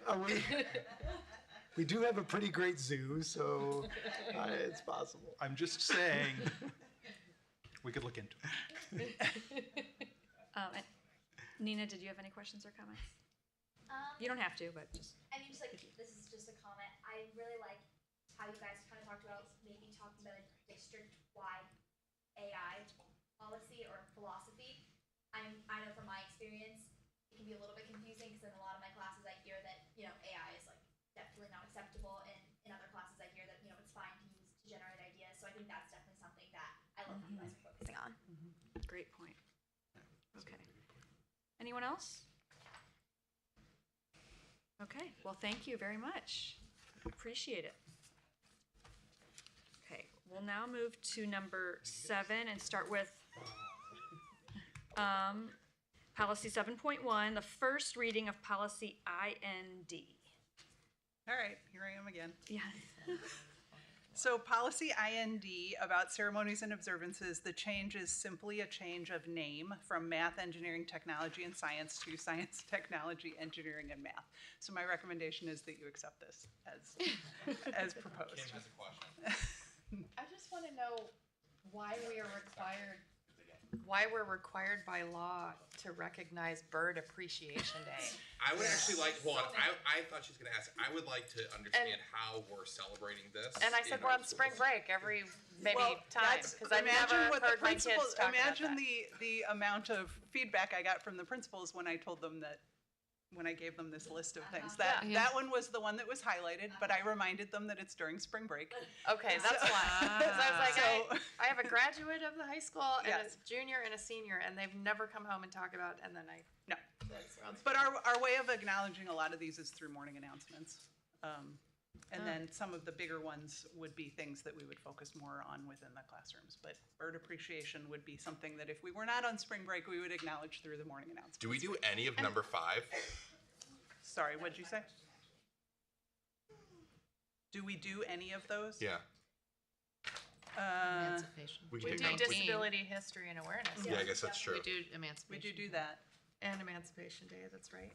And then there's some things that happen within social studies classrooms, but I wouldn't say that they're like, Arbor Day. we're I not think big science patriotic teachers day I've asked celebrators. 2 questions too many, I'm good. Do we know why Bird Appreciation Day was? I do not. This is But a it, I think it, I'm sure there was it an was in avid a bird watcher previous who threw version it of in the this snow. that you all approved, so. Okay. Okay, just a first reading, so, okay. Let's move on to the first reading of EGAA, the copyright compliance. So this policy language changed really in response to COVID, when online education and the use of copyrighted materials became just a little bit different because we were doing things online. And so educators traditionally have operated under a fair use provision, and I think as a consequence of COVID, that started to bring up more thinking about what is fair use. And things that were traditionally seen in classrooms on walls or used in classrooms were moving towards digital spaces and shared electronically in cases, and so that generated some new interest in this policy. The language to me feels tighter, but not drastically different from what has been in place before, so I would recommend adopting the changes as proposed. Okay, any questions or comments on that one? Anyone? No? Okay. Policy IGCD virtual courses. Uh-oh, what about IGBI? IGBI. Oh, sorry, yes, IGBI. Thought I had them in the wrong order. So IGBI, homeschooling and other educational options, this is updated to align with Senate Bill 63. There's language and clarification, including defining the terms like family-paced educational schools and homeschool. That's the main changes here. So again, I would suggest that you adopt it as presented. Any questions or comments on this one about homeschooling? Oh, I'm still on green. I sent this in my email to you, but like homeschool and homeschooling is spelled, I think, in 3 different ways in this document. And I know you said it's probably because of which It is. grammar tense it is. Yeah, so it is intentional that when it's a noun, it's spelled as 2 words. words. When it's an adjective, it's spelled as 1 word. And when it's a verb, it's spelled as 1 word. That's silly. I felt like a good sentence diagrammer in doing that. To being a more informed board, or at least board member, how many folks do we have homeschooling? We don't know that because families are not required to let us know that information. But what about one of these policies talks about they need to they encourage the family to let? They encourage them. But it's not required. But it's not required. Okay.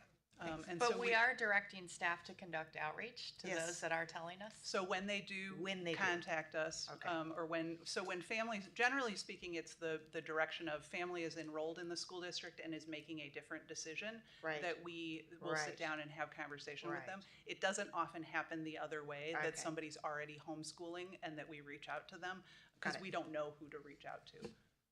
Okay. Yeah. That helps clarify. Okay, thanks. Yep.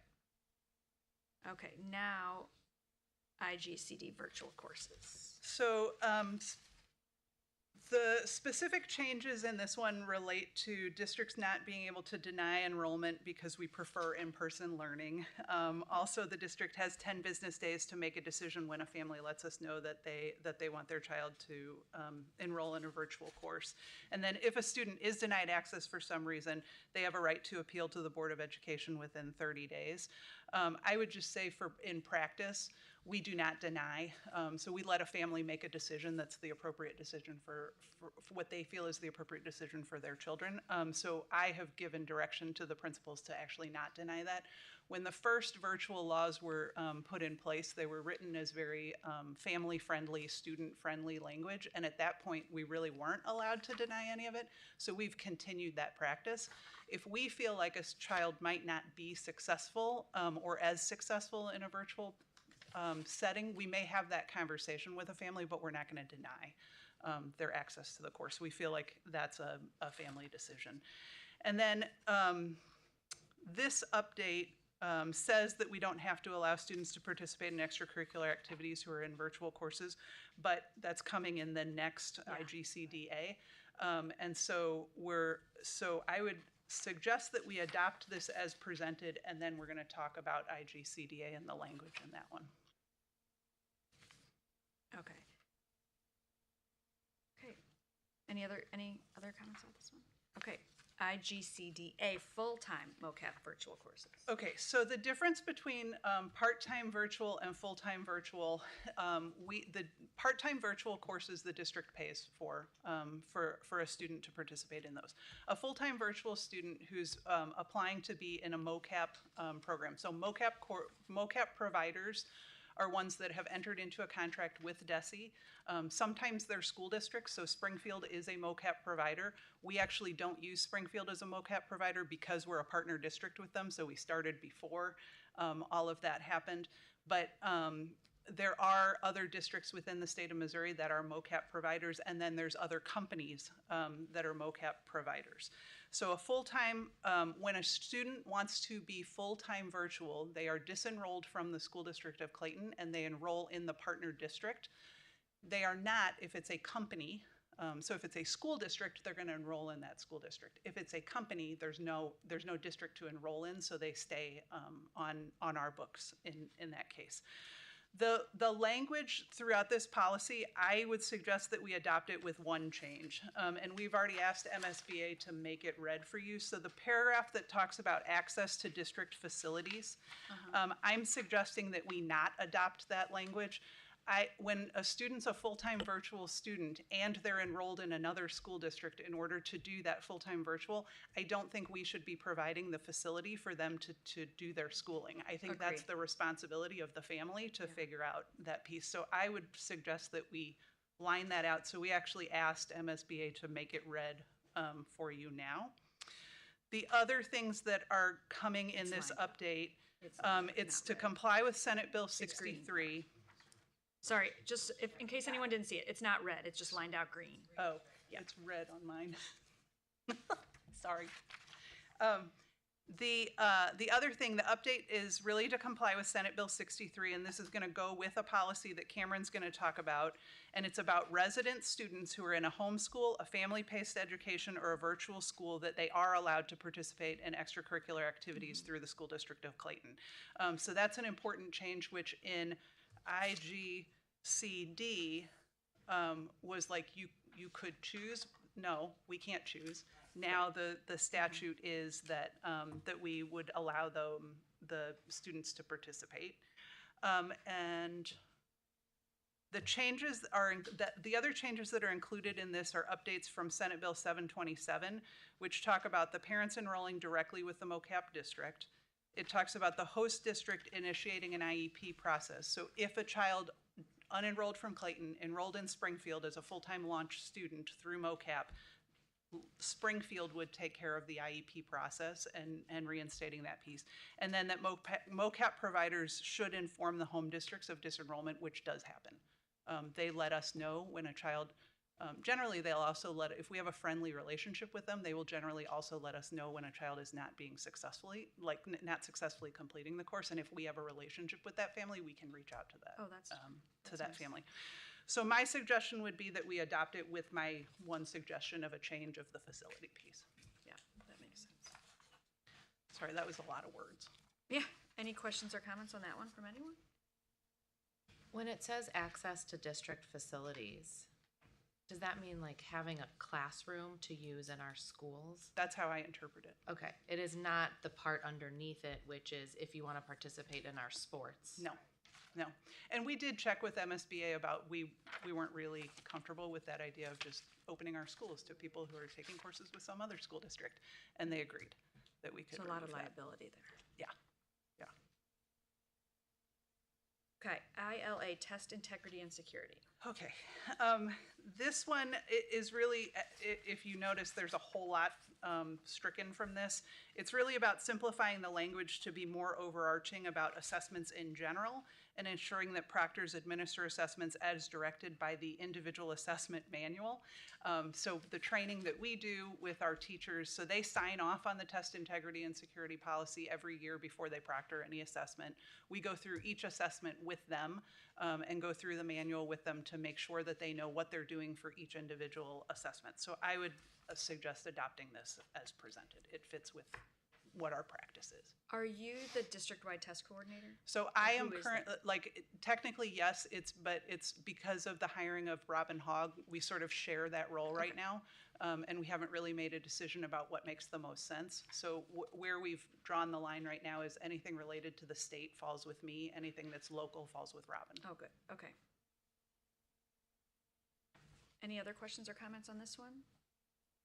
I actually really appreciated the changes in this one. I could not believe how wordy it was. I agree. Like, some of those are so redundant and unnecessary. So thank you for all your work on that. Okay. IGDAA That's Cameron. is Cameron, yes. Yeah, thank you. Thank you. Thank you. Good night.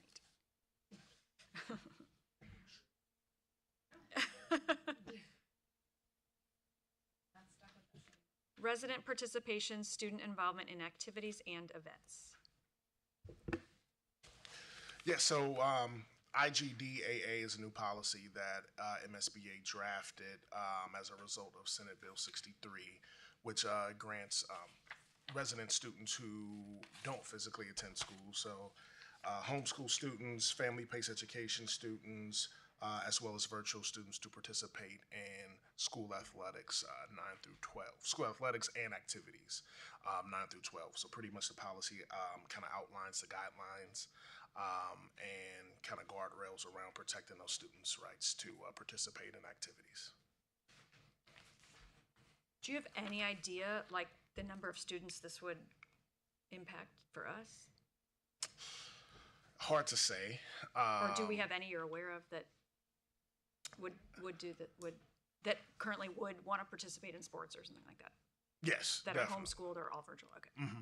Definitely. We over the years we've gotten inquiries, especially as it relates to music, band, orchestra, things like that. So it pretty much creates again guidelines for those students to currently participate and be a part of that.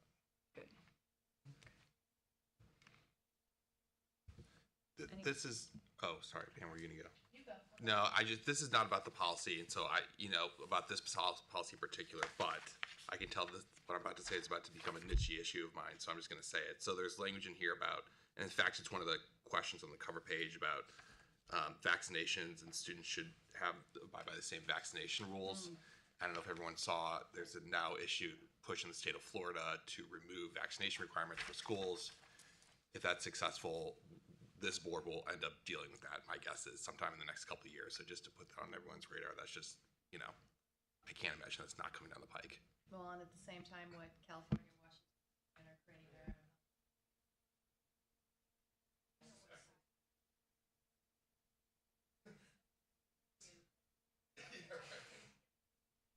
So following that, under health and safety section, the first line where it says, district requires parents to provide proof of residency, proof of age, proof of immunizations, or exemptions from immunizations. Can we put an adjective in there of something like approved or legal exemptions from immunizations for now, until the state changes this? Sorry, where are you? Under health and safety, I don't know what page it's on. I got you. Okay, the first, or the second, it's actually the second line, to just add, instead of just like a legal exemption or a medical exemption from immunizations, rather just any exemption from immunizations. Okay. Does anyone disagree? I don't know what word would be better, legal or approved or professional or something?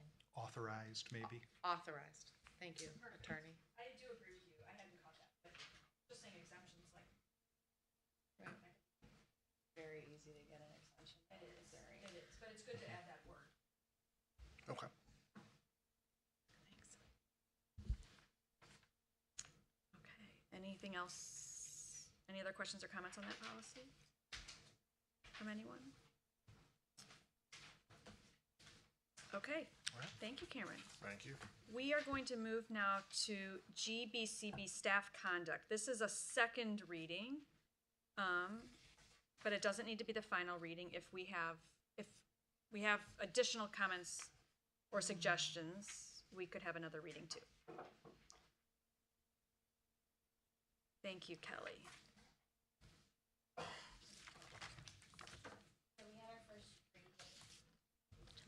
We had our first reading at the last meeting and we had lots of discussion. We made many changes and then from there sent those to MSBA to see what they said that we could do and made those changes. I know a lot of our board members had questions that they submitted in advance that were really probably things that this group wants to continue to discuss, and I'm happy to continue to take notes, make any changes, and then whatever we think we want to bring back for a third reading, if we don't think it's ready, we can do that too.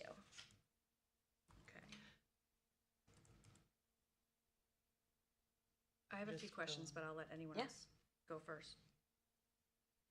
I'm happy to go through my list. Sure. Okay. So number 4, I'm gonna have to be going back and forth. I have, could you move the third clause, we emailed about this. Can you move the third clause to the first clause, as the negatives of the first two are confusing, to the positive of the third? And I just wanted to see if people agree with me. Yeah. Meaning, Sorry. meaning it would read, this includes refraining addressing- from disparaging this includes refraining from addressing concerns through appropriate internal channels, comma, disparaging comments.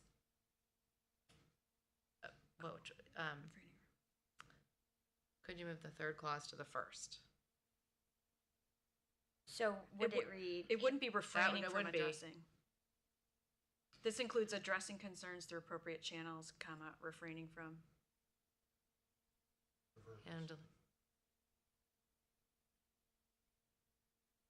Now I gotta read this again. Avoiding contact that undermines the work of others and addressing concerns. I just felt like that addressing concerns through appropriate channels should maybe includes refraining from, and then putting that one first, disparaging, and then avoiding. You want refraining from first. Includes refraining from, I think the refraining from applies to all 3 clauses. No, we want them to address concerns through appropriate channels. So that's not a refraining. But it says handling. So I think that's why This you want to includes move. addressing concern, Yeah, thank you. that's why you- 'cause Addressing it sounds like concerns it's through part of the appropriate refraining, but it's internal not. channels, comma, refraining from disparaging comments about colleagues or the district, comma, avoiding conduct. Thank Okay, you. that's what it is. Thank Right now, the way it is, that refraining, It looks like it goes refrain- with all 3 of those things, Yes. but we don't want them refraining from addressing concerns through appropriate channels. Okay, so addressing concerns from appropriate channels would go first, and then the Yes, so refraining this would is be then all refraining from those 2 other things. It's not refraining refraining doesn't go to all 3. There's 3 verbs: refraining, avoiding, and addressing. Addressing goes first. Addressing goes first. Okay. Yeah, have good that catch, Pam. documented. That's actually really important because that has a totally different meaning. Good catch. We had a couple Do you Oxford want- commas do and you they got want by that- without I saw comment. the Oxford commas taken out of these policies. It upset me.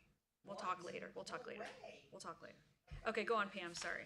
Number 8, I'll just say my question and then we can say your comment to me. My question was the words appropriate and board policy seem vague to me. Could or should they be clarified? And what is a quote appropriate? And what is appropriate differs by the eye of the beholder. And you said that it's about professional boundaries and you could reference our student staff relationships policy to anchor it. Yeah, so in that particular one, like it's hard to explicitly prohibit everything that anybody might ever possibly do. Yes. So that's Correct. That's so weird. right.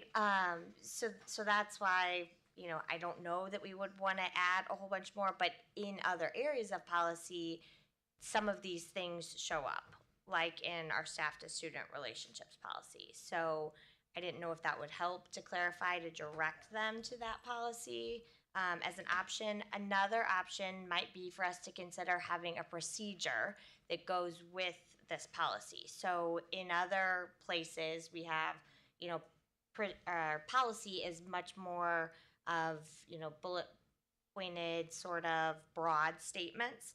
And then the procedural part is more of the specifics that we would get into.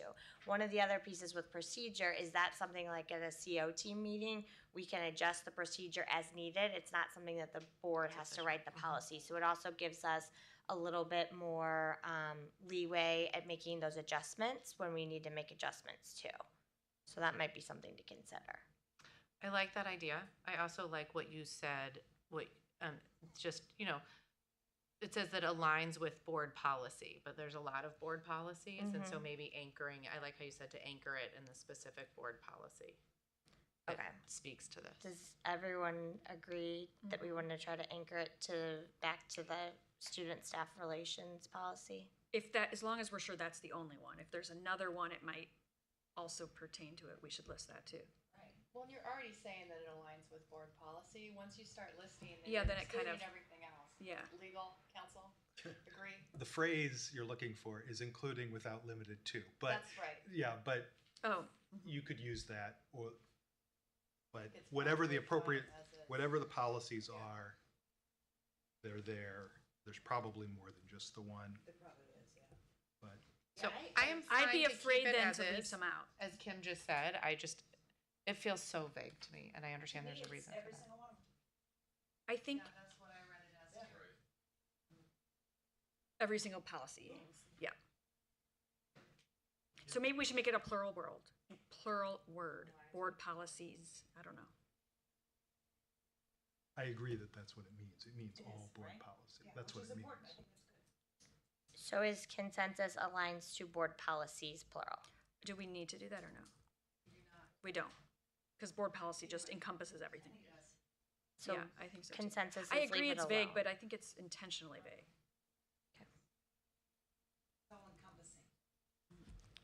It's precise but complicated. If you followed it all out, there would be answers, but they're long and they're in other policies. So it's a tree. You just have to go out and find all the leaves.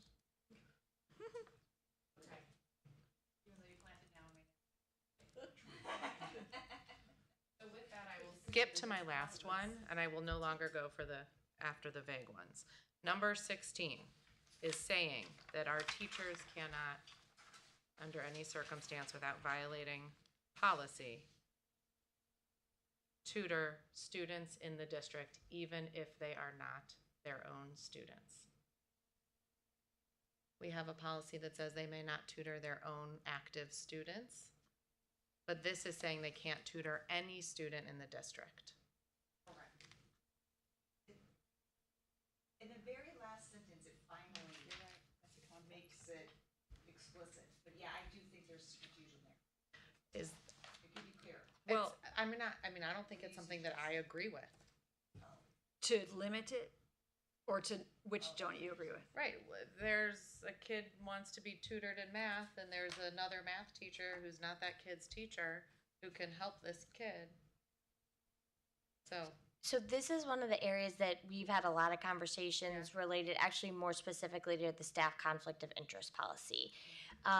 With that, it came up to even how different departments are interpreting our current conflict of interest policy. For example, if I'm a geometry teacher and Nina's in my class, Nina might get tutored in geometry by one of my colleagues, but because we're both geometry teachers, we have access to the same assessments. We are in a PLC together, we have professional relationships. Perhaps, you know, if the other tutor is telling Nina things that I'm not doing correctly, that's creating a hardship. So we do see areas that potential problems could arise by having one teacher in the same department in the same course tutor someone else's kid. Obviously, it would fall under our current conflict of interest policy that I would tutor Nina if she's in my class. Like, I wouldn't do that. But we don't have policy that would explicitly prohibit Nina from being tutored by my colleague, even though we teach the same course. So that was like one of those interpretations in a different area. So I don't know what the board, you know, wants to do as far as that policy is concerned, but it is an area that needs discussion and clarification. So if we adopted this as is, saying no teacher can tutor any student, do we need to then go amend the other policies? Right, and I think we are all under the impression that no matter what, our staff conflict of interest policy is in need of review. Okay. So that would probably happen no matter what. Okay. But what direction that goes will be a result of the direction that you guys provide. Do you know what other districts I was do? just going to ask the same question. Exactly. What's the standard? I don't know what every other district does I'd be curious. specifically. I know in Rockwood it couldn't be your same content area. So if I was a math teacher, I Oh. couldn't tutor in math. So it was content area. But like, you know, Nisha had given an example of like tutoring for the SAT would be different than me tutoring for math specifically. So What that suggestion is actually maybe a good compromise, is not in the content area, because that would avoid departments having the issues you kind of described earlier. But I don't know what else you would do. So then how does that fit for like elementary? Where Yeah, if I'm when they're not in if I'm an departments. elementary teacher, I teach all content areas probably. But maybe not your grade level. I don't know. But then you might have that kid the next year Yeah. or the year after. I don't Yeah, know. You're doing a good job convincing me that this is the way to go. Yeah, I actually think this We're is, the highest paying school district in terms of salaries. That's the other argument for. Right. well, and I have no problem with a teacher tutoring kids at Ladue or Burroughs or Brentwood or like name your area school. I just think If they're looking to do you that start for- accepting money, private money from district residents while your kid's in the district. I just think that you can see how that snowballs 5 or 6 different ways over time in ways that we don't really want to deal with. Yeah. Yeah. Letters That's a of good point. recommendations for college, all kinds And of. I also You get an elementary school student teacher whose buddy teaches at the high school, and you know, I mean, I have could make up. married couples We could all make up a dozen things. And I could see this situation you're describing, Kelly. And math is the one that comes to mind for me too. They give all the same tests. They're very well coordinated. And at I least at the do high school. think based on our conversations, our math department has been interpreting the current policy of that if I teach geometry, I don't tutor in geometry. Like, I think that was how they've been interpreting it. But I don't know that that would be the way other departments are interpreting it. So we need to make it more black and white. No, this would mean if I teach math, I'm not Tutoring tutoring. any math. And really, this is even more specific as written right now. It's that we wouldn't tutor School District of Clayton students because we have access to them in other ways. If I want to tutor students, I would tutor students that go to Ladue or MICDS or somewhere else. And I would provide my services to my School District of Clayton students, you know, through study or help sessions or Greyhound time. or whatever. I wouldn't be making additional money off of them just because I already have access to them that I am paid a salary for. Okay, Yeah. so I'm not saying whether I agree or disagree with that, but if that's the case, and say no teacher can tutor any other student, anything in our district, then why do we have this clause of when such activity interfere with responsibilities of safety of parents and propriety? If our policy is gonna be they can't do it no matter what, we should take out. Then we don't need that. Then we don't Okay. need that. We don't need that. You're right. take out that phrase. Because there won't be an activity that we're describing. Does anyone disagree? With which part? The idea The language should be taken out, or yes, was like that when such activities all the way to. No, I agree with deleting that phrase, Okay. that clause, because it's unnecessary if they're not doing it at all. There are no activities. So the consensus I'm hearing is that we as a board do not think that our staff should tutor, give private lessons, make money off of any school district of Clayton student, and that we want to take out the last part about the propriety. Yes.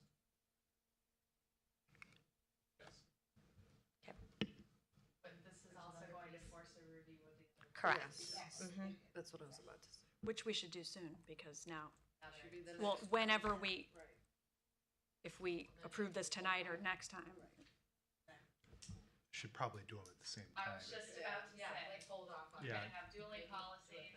No, 'cause- Right, right. It's maybe a reason to put the off voting on this tonight, is that we approve them at the same time. And then you guys, in that same section, it says, employees may not use their position, district resources, or access to students for personal financial gain, such as promoting wish lists or soliciting gifts. I'm not sure exactly what that means by wish lists. But what I do know is that the PTO collects wish lists and like places that teachers like to go in terms of telling that to the parents so they know what kind of gift cards to buy as gifts. I had a So- question about that too. If it was, if you mean like for personal things or like teachers that post an Amazon wish list for their classroom? I didn't know which way you meant that. Teachers that post the Amazon wish list for their classrooms is what we are trying to say we don't want to do. We are very blessed that we have the resources that we have in the district. There are avenues for teachers to get whatever they need for their classrooms. And we would like our buildings, our district to be getting teachers what they need for their classrooms and not having teachers put out wish lists for, a So new why do you chair or think some whatever of in their them do? classroom. Yeah. Because they do. Yes, and so this year, as those have come to our attention, we've let them know that it's not really a look that we're going for. Is it explicitly prohibited in policy, right? Like up to this point, it wasn't, but I think there's a lot of good reasons why that's not something that we want to do. Okay. Are there PTOs that do this in an organized fashion? Yes. Yeah, so I wonder how. I know they do it for like at Merrimack, they do it for like meals for parent teacher conferences. They want to know like teachers, where do you want dinner from? They do it for but- classroom supplies too. I do think in my opinion, it would be different having the PTO run it versus I'm posting it on my Yeah, this- Facebook page. Right, this is the employees They're not taking the promoting action. it. Correct. It's parents taking action and saying. Yeah. Because there are many parents, Right. I was included, that wanted to donate often and still do donate often to classrooms. So I don't want to preclude parents from being able to donate. But just through the PTO. But it should be through PTO. When the PTO promotes may it, it's be okay. outside the purview of the district, or am I totally off base on that? They are outside. Yeah, so, It says employees may not use Yeah. access to students and families. That would be the for PTO. Personal financial gain. That feels like the PTO too. But how is that the personal financial? But that's employees using their access. If the PTO is promoting it, it's the other way around. So the way, and maybe But how do you think the PTOs know what the teachers want? But I guess they my- come to the but- PTO. I guess my point is, well, Kelly, you're gonna say it better than me. I don't know that I'm going to say it better, but what I was trying to get to with the way it's written, which evidently it's not, so we probably need to rewrite it, but is the whole idea of if I'm teaching this group of kids and I'm the art teacher and I say, I'm going to run art camp and you're all going to come to my art camp, I am benefiting personally financial gain because I had access to you all, you're my students, and now you're going to come to my art camp. So it's more of that. So wish lists are actually a separate thing than this whole idea of I'm making money off of you in a different way. No NIL Okay, so people then for that's teachers. covered in the new first sentence. Your art camp idea? Yeah. Is covered in the new first sentence. So maybe we take it out of that part. Take what part? the second part. Sorry, let me go up here. I mean, I think we still need to mention the wish list if you're wanting those to go away. Are we wanting Right? wish lists to go entirely away, or are we wanting inappropriately used wish lists? Yeah, I mean, this is That's my really for question. hey kids, for the holidays. Here are my favorite stores at Plaza Frontenac. You know. No, but she's saying, You know, like, that's what we're trying to avoid. no, she's also saying they're trying to avoid Amazon wish lists for their classroom supplies. But if the PTO is organizing it, that's Right, My point is but that- teachers, My reason for my question was I don't know that this policy applies to the PTO. I don't think it does. That it's not intended to. it's prohibiting teachers Right. from posting I'm not on making my Facebook and own, Amazon wish and you're lists. sending them just to me. If the PTO is asking for our favorite things or buying wish lists, like that would be separate. It's still than this. initiated by the PTO. Right. And, Not and by the something employee. like, I don't remember what they do it when the choir sings at Barnes and Noble and there's a list of books to buy for the classroom. That's not intended to be captured by this, I wouldn't think. It's for the classroom. It's not personal at all. But you So gotta. they had an event planned at Barnes and Noble, and they're yeah. I think it depends. Maybe all the schools do this. I don't know, but Merrimack has like every December there's a book fair at Barnes and Noble. Yeah. You know, every kid grade choir comes and sings, and then teachers have sort of like, these are the books I would like for my classroom. You know, I think that's since different. you're here, School sponsored. It's not yeah. a teacher promoting their own. Like I want these like posters for my classroom. If you want teacher wants posters for their classroom, we can get them posters And for that's their a classroom. PTO event. Oh, Yeah, yeah. If it's I think PTO, it is then a that's PTO event. separate Not anyway. all the way through. And with heavy school involvement, because the choir classes Because go there. Miss Schenker says I'm Correct. happy to bring my kids to sing for Saturday Correct. morning. Yeah, that's right. Yeah.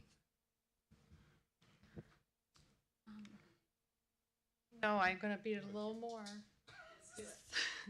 So you said your intention with the wish list is for parents not to buy things for the classroom because we want the school district to purchase everything needed for the classroom. Not exactly. It's for teachers not to advertise their own personal wish list for parents to buy things for their classroom. If the PTO, if the building, if there are drives happening, if a parent reaches out and wants to, give something, but what we want to avoid is teacher A is making an Amazon wish list and putting it on their personal social media and sending it out to everyone. Like that's the kind, we don't want people soliciting gifts. If a parent provided a gift, that would be different. Okay. So the only thing that I think, so I'm going to beat the horse now too. The only thing that I was thinking, which maybe could get a little murky here, is our social workers, which are employed by the district, often put out lists of things that they want for families, and those really are considered wish lists. We might want. But that's not for the teachers. It is not for, But it's an personal gain, employee. but it is an employee, and it's kind of like a very gray line then between, well, social workers can do it because they need it for their kids. Well, I need spiral notebooks for mine, and it's the procurement process going through the district takes 2 weeks, and I could send something out to the parents, and I know I could have 12 spiral notebooks here at 8 a.m. tomorrow morning. Honest question. Is it burdensome to the administration to put in a clause saying that if you want to put out a wish list, you have to get permission beforehand? There's going to be half a dozen ideas that get approved on year one, and it's not going to change that much after that. And I mean, you can say that becomes burdensome for us, and that's fine, but that's an easy way to just deal with it. So you're preventing bad. So you can approve the social You're workers, but preventing not the bad teacher. acts. You're preventing. Or we write in the clause that there's an exemption for. Or what about coaches that, look for? Oh, I do think that's an important distinction. The social workers aren't doing it for personal gain. They are passing it on to our needy families. But The neither is the teachers are Amazon doing it- wish list. then, Neither I is the guess, Amazon wish list. Neither is the coach who says, I would like to, Yeah, I think I'd like parents to throw in for a new fill in the blank. the wish lists that we're really trying to prevent are, I'm gonna say, are still personal gain. Like if you would see some of the stuff on the wish list, it wasn't that all the kids want basketballs to play with at recess. It was more like specific to classroom decor and things like that. So it was kind of different. So how do you feel about Jason's suggestion, or Nisha, maybe how do you feel about just getting them approved first? Without, how about we just add without prior approval? Or from- you guys take it offline and discuss. You know, like I'm not But I'm not do trying to think- put anyone on the spot. Because I just think that's Kim's like point is an important one, that up with the social workers, they are still employees. So if we're not voting tonight anyway, so you and Nisha can talk this out. Yeah, I think this year Kelly already emailed the principals, gave them guidance on the wish list and instructions basically on if you have someone who's putting out a wish list, please make sure we have a conversation about it. It's not formalized, it's not a procedure or any of that. So I think with the discussion that's happening right now, knowing we have the staff conflict of interest policy that we will bring together, let Kelly and I work on a procedure about wish lists. And right. And So, and make it an administrative role that has to Right. be enforced at the Building level, yeah. Because that's what we're trying to do anyway. Yeah. Okay. If you think that's the best way to go, Mhm. after you think about it. Yeah. Because I know that also then brings in subjectivity as well. So we just have Yeah, to that's hard balance too. how we write that. Okay, so we will, Nisha and I will have a conversation about the wish list and potentially look at turning that into a procedural piece instead of a policy piece. Okay. I had a couple questions too. On number 12, only district-approved platforms and accounts may be used for official district communications. The second sentence, employees may not use personal or private accounts to communicate with students, that communicate with students. I'm just wondering, does that to you mean like a private direct message somewhere with one student, or could that be interpreted also as putting a post on their, like, you know, Facebook or Instagram page or whatever? That is also communicating with students if the students are following them. So I just wasn't sure Well, and how do you what want you to were deal with intending. coaches that have like text threads with Right. like students or teachers? You know, I mean, like that's pretty broad and. So I thought not it needed some really practical. clarification. Coaches use the GroupMe a lot. Yeah. So is GroupMe district approved platform for our coaches, or? I don't know what platforms, you know, Steve Hudson has the coaches using. But coaches will also, I mean, for the captains of the teams, they're reaching out directly to say, They're hey. texting 'em. Yeah, I've got this, you know, I'll give it a good example. Soccer jerseys were designed after the boys won state championship last year. They had 3 designs. They reached out to the captains of the team via text and said, what do you guys think? I want to get your input since you're captains. Directly from the head coach to the boys soccer captains. We're going to prevent that? If it's So coming from a personal cell phone? in our student, I think it says the student staff relations policy, there is a whole part on there about electronic communication, and it does have some of these exemptions, like needing, I don't know if the coach one is specifically called out, but it's like if you were chaperoning a trip or something, like there are some exemptions in there already. So the essence of the way this, or my intent, I guess, of what I was trying to get at is we don't want a staff member communicating one-on-one with a student through different social media platforms. So you meant one-on-one, Like DM, yes. But to go back to your question, Stacey, I do think, although maybe we don't want to explicitly call it out in the policy, it would be a problem if a student is going to a teacher's public-facing social media and writing that they disagree with the teacher, and the teacher's commenting back and forth like, it's not appropriate, it's not professional. Do we need to have a policy that explicitly prohibits it? Probably not, but you know, I don't think we want that happening. So even if somebody did take it a step further to think like, oh, this is being prohibited, you probably shouldn't do it. It's not a great idea. Somewhere else in this policy. Employees may not use personal or private accounts to communicate with students. It doesn't say social media accounts either. I mean, you got to limit it if you're going to do that. yeah, Or you just have to take it out? I mean, is this covered in number 8?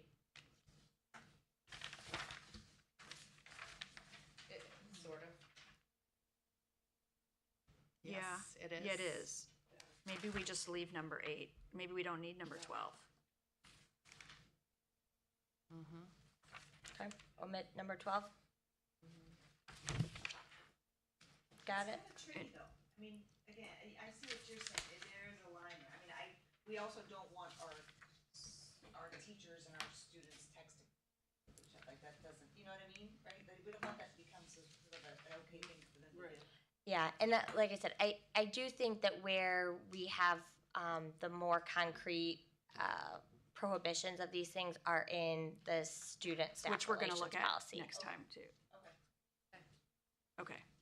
I had one more question. On number 10, which I know we kind of went back and forth about, the very last line, unprofessional, offensive, or discriminatory content, even if posted on personal accounts, may result in disciplinary action if it undermines the district's reputation. Could we add or consider adding, if it undermines the district's reputation or causes a disruption of the educational environment? So I think we could send that one to MSBA for their approval. Their guidance was actually to omit number 10 I know. as a whole. I know, so they're probably gonna and not let wanna add 1 and anything. 3 cover it. Basically, what they are saying is that ultimately teachers do have First Amendment rights, and they said at a minimum we had to omit like the last sentence, which I did, and what is Right. presented to you here. So I mean, I can definitely add guess I that and was send just- it to them and see what they say. I was just looking for,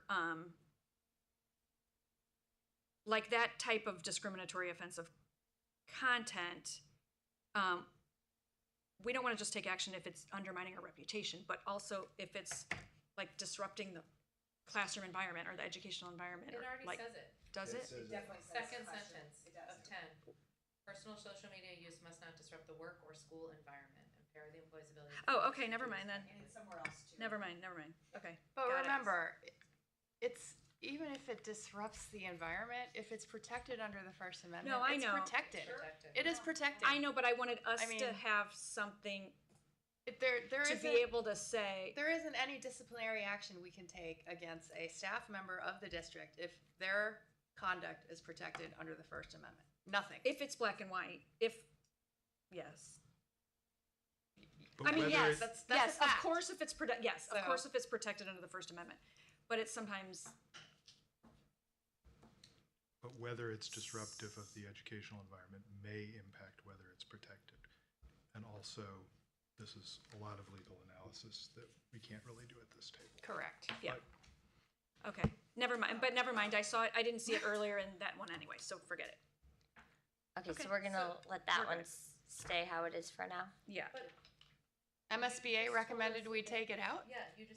MSBA's Wanted us to take out initial, the, when had we another initially sentence. got it, like when we made the changes after first reading, they said their recommendation, I mean, I can read you So specifically why what did they we not said. take it out? Because we opted with the lesser one, which was to take out the last sentence. So their quote was.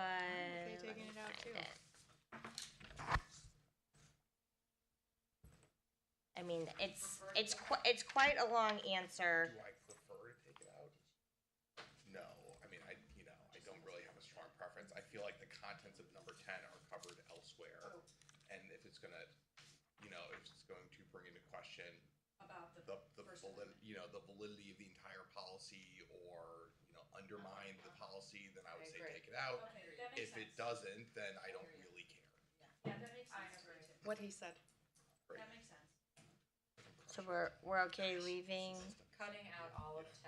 cutting out all of 10. It's, As we think it's covered elsewhere. this is coming back. I mean, there's like 2 or 3 other places where it talks about social media.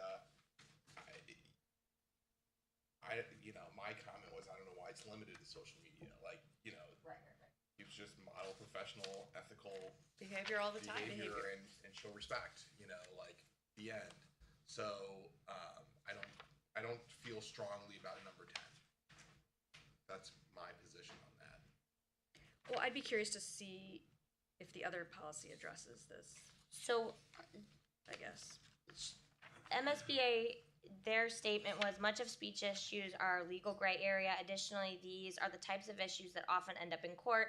I would recommend at a minimum leaving off the last sentence of 10, as many of those things are too vague and should already be covered by 1 and 3. We did that. Ultimately, a teacher does not lose their right to speak on this matter of public concern just because they're a teacher, and districts need to be aware that there is some level of protected speech for their employees. So then she says, please let me know how you'd like to proceed. To be safe, I think it would be best to remove 10 altogether and let 1 and 3 cover everything. However, as the legal review states, at least some of 10 will need to be removed. That's what we did, even if you don't remove it in its entirety. Please let me know your thoughts, and I'd be happy to adjust your draft. So we took out the last sentence and left the rest of it. Here's really the question: could someone come up with an instance where we would need number 10 in order to hold that staff member accountable because it's not addressed elsewhere within the policy? If no one can come up with an example of that, then we should just strike number 10. It becomes Superfluous. Let me help you out there, Thank buddy. you, tag team partner. I'd So, say it's also in number 4. Like some of that stuff is covered in number 4. so Did they recommend we take anything else out? No, that was the only one that they recommended that we take out. And I mean, they gave, like, this is the whole, you can see, like, there's a lot. They gave some legal cases on why, which I know we're not gonna bring up at the table, but, so, anyways. We need to take it out. Yeah, Okay. okay, we'll take it I out. agree. We need to Okay, take let's it take it down. out. Let's take it All out. right. Omit 10. Got it? Okay. Are there any other comments or questions? From anyone? Oh, go ahead. The email that I sent yesterday, Nisha, did you get that to Kelly about the couple of things that I said? Yes. Okay, did you see those, Kelly? There were 2, one of them was adding a couple of, I think you already, did you change number 6, number I don't think 9? I did, but I'm looking Number at 9? this. Number 9, yeah, I don't think this is what I think No, you changed. I didn't change anything after we submitted this draft. Okay. So anything that we wanted changed, because it really needs to be a discussion once it's like posted, it hasn't been changed in here. But if there's something that you want changed, we can definitely discuss So it the at this way table. I wrote staff, I feel like it should say specifically staff are encouraged to include, it says to share concerns about staff conduct specifically, instead of just saying to share concerns. I'm saying to share concerns about staff conduct. So staff are encouraged to share concerns about staff conduct. But I don't know if we want to limit it. No. Are we asking staff to rat on other staff? That sounds horrible. I think her How else point would- is, we I think her obviously point is didn't- don't go telling other people about it, but tell the. My wait, I'm sorry, which one are we on? What? Well, I Nine, don't think we're we- looking at I don't nine. Of think we course, wanna we want limit we want staff to be able to talk to whoever they need to talk to about how they feel about their But work don't you think environment. I mean, don't you want to don't you trust that our staff will act as professional adults and are doing that anyway? I mean, it seems like really a little. I just was going with Pam with saying just share concerns is very concerns about what? That's all I was getting Anything. at. Was Yeah. the about what? So it's And just I about think- anything? Yeah. Just a vague. I think I wouldn't want to limit it to Okay. just that, because what if they have concerns about, I don't know. Okay, I see. That's a good point that you're making. Okay, And staff conduct does, I mean, that concern would fall under concerns. I guess I'm trying to empower the Oh. staff too to know that they are allowed to talk about it. And that's Kelly. How would you? Yeah, I think this one is actually more intended to kind of encompass, like, if I have a concern with like my supervisor, I don't go ranting about my supervisor on social media. I go to my supervisor and I say, listen. Exactly. Or to my colleague. That's how I Yeah, was or- interpreting it. Yeah, so Yeah. it's more about like expressing concerns, questions, things like that through the appropriate channels, which would be Correct. with that person That's what I- involved, that's your how I interpreted it, supervisor. too. Yeah. Yeah. So I don't think it's just about staff conduct. I think it is meant to be concerns you. and constructive criticism. That's helpful. Okay, great. Okay. And then the other comment was that those 3 paragraphs at the end, I feel like those should be at the very beginning of the policy. I feel like those paragraphs are very powerful. They're very well put. They seem very in our language, and they literally ground everything we're gonna say, you know, in all Yeah, these I points. agree with that. Okay? I like that. Move the last 3 paragraphs to the top.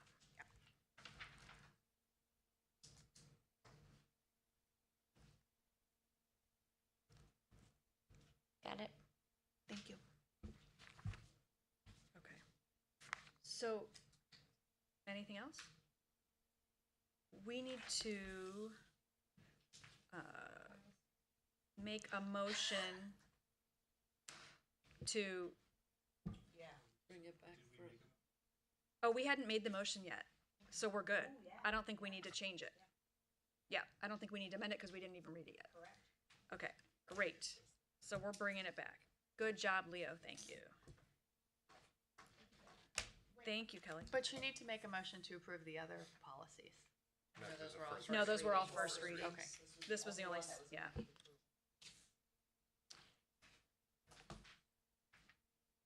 Okay, okay, we're moving on to action items.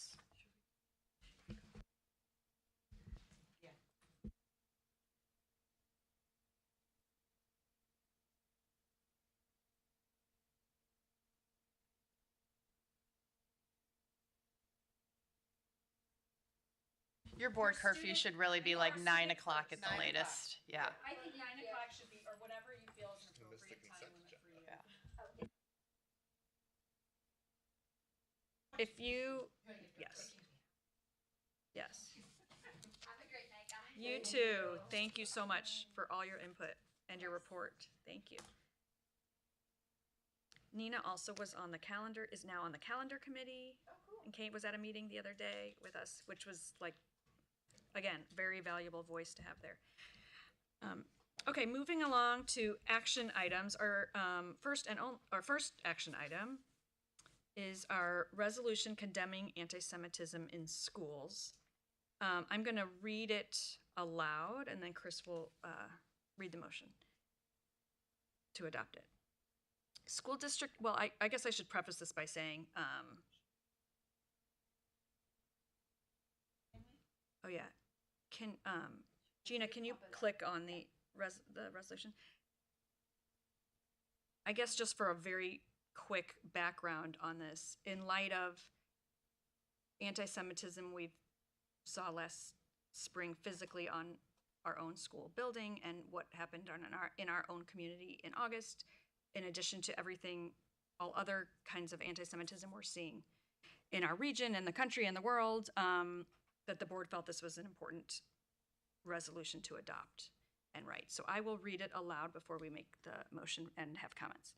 School District of Clayton Board of Education resolution condemning anti-Semitism.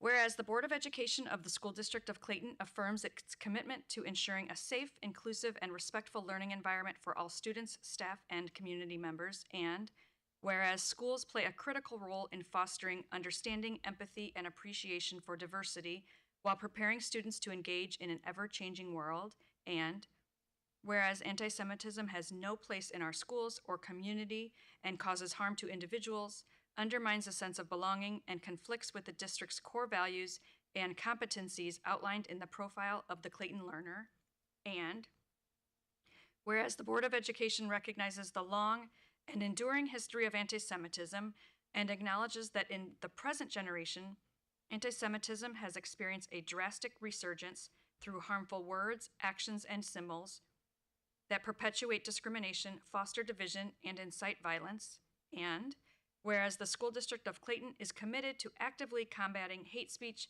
harassment, and discrimination by advancing policies, practices, and education that promote respect, safety, and inclusion, and whereas the School District of Clayton is committed to implementing protocols and procedures to report, address, and track incidents of anti-Semitism, and whereas standing against anti-Semitism aligns with the district's mission to provide all students with equitable access to high-quality education, free from fear, intimidation, or exclusion. Now, therefore, be it resolved that the Board of Education of the School District of Clayton hereby condemns anti-Semitism in our schools and community, affirms its commitment to fostering safe, inclusive, and respectful learning environments where every student, staff member, and family feels valued and protected. Stands in solidarity with Jewish students, families, and staff who have been targeted by hate speech or discrimination, affirming that they are valued members of the Clayton School community. Calls on students, staff, families, and community partners to join in actively rejecting anti-Semitism and to work together toward a culture of respect, empathy, and unity. Supports the implementation of enhanced anti-hate curriculum for professional learning opportunities, educational community programs, and academic programming for students. Adopted this third day of September 2025. After the meeting, we will all sign this, and this will live in our documents online with our other resolutions. Will you read the motion, and then we'll have any questions or comments? Okay. Thank you. I move that the Board of Education approve the resolution of the Board of Education condemning anti-Semitism. It's been moved and seconded. Any comments or questions? I do have a comment.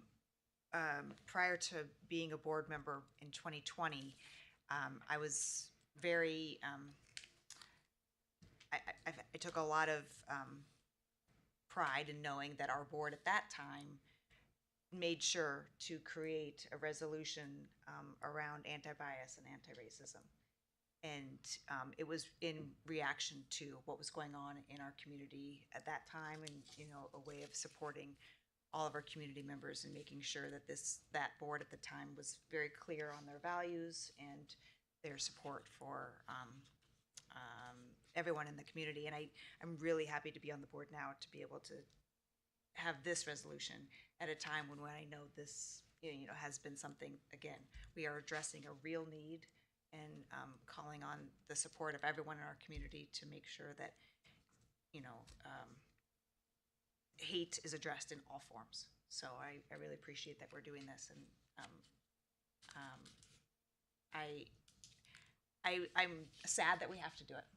I'll just say that. But here we are making a stand, and I think that's the right thing to do. Thank you. Any other questions or comments before we vote? Okay. All those in favor? Aye. Any opposed? No. Motion passes. Thank you. And action item 8.2 is the Paragon contract for architectural services. John.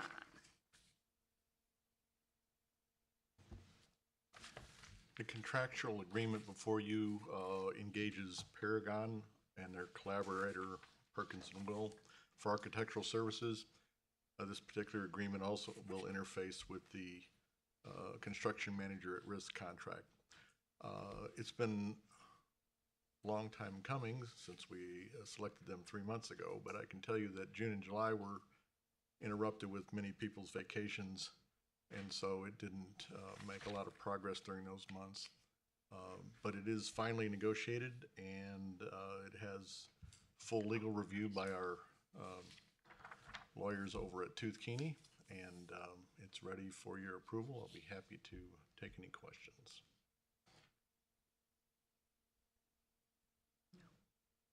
You want to read the motion? Yes. I move that the Board of Education approve a contract with Paragon Architecture for architectural services related to an academic wing addition at CHS, along with renovation and/or reconstruction of all 3 elementary school buildings. Okay. It's been moved and seconded. All those in favor? Oh, yes, sorry. Sorry. Yes. Any questions? Yes. Thank you for this. And when you shared this with Tooth Keeney, did they have any comments or suggestions for change that you had made before we got to see this? This document has had many changes.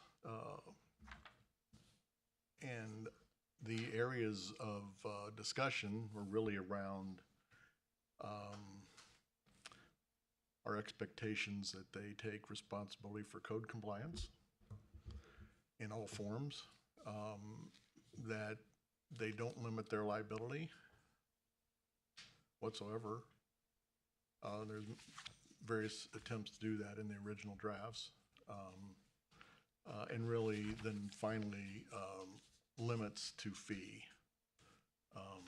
that fee cannot just accelerate due to cost of construction due to tariffs or other unabated inflationary influences.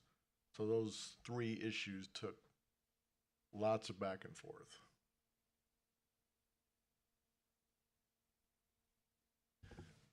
Joe, the contract is with Paragon.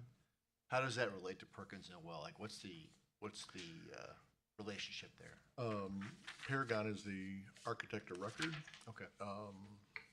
Perkins and Will is a collaborator. They're the design architects on the project. Gotcha. They are under contract specifically to Perkins and Will. I mean, Perkins and Will is under contract to Paragon. Gotcha. Okay, so not directly with Not directly with us, although their name appears in this document several times. Okay. And they have been part of the negotiations and legal reviews as And well. one would presume that, like, as some contract, provisions flow down to them similarly. Yes. Okay, thank you. And they're on the hook as well from a liability stance. It shouldn't be, you always think back to the classic problem of the Hyatt disaster many years ago when there was a major architectural failure. I mean, school buildings shouldn't present that kind of risk,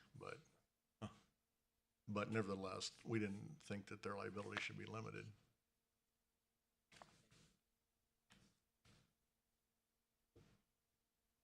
Anyone else?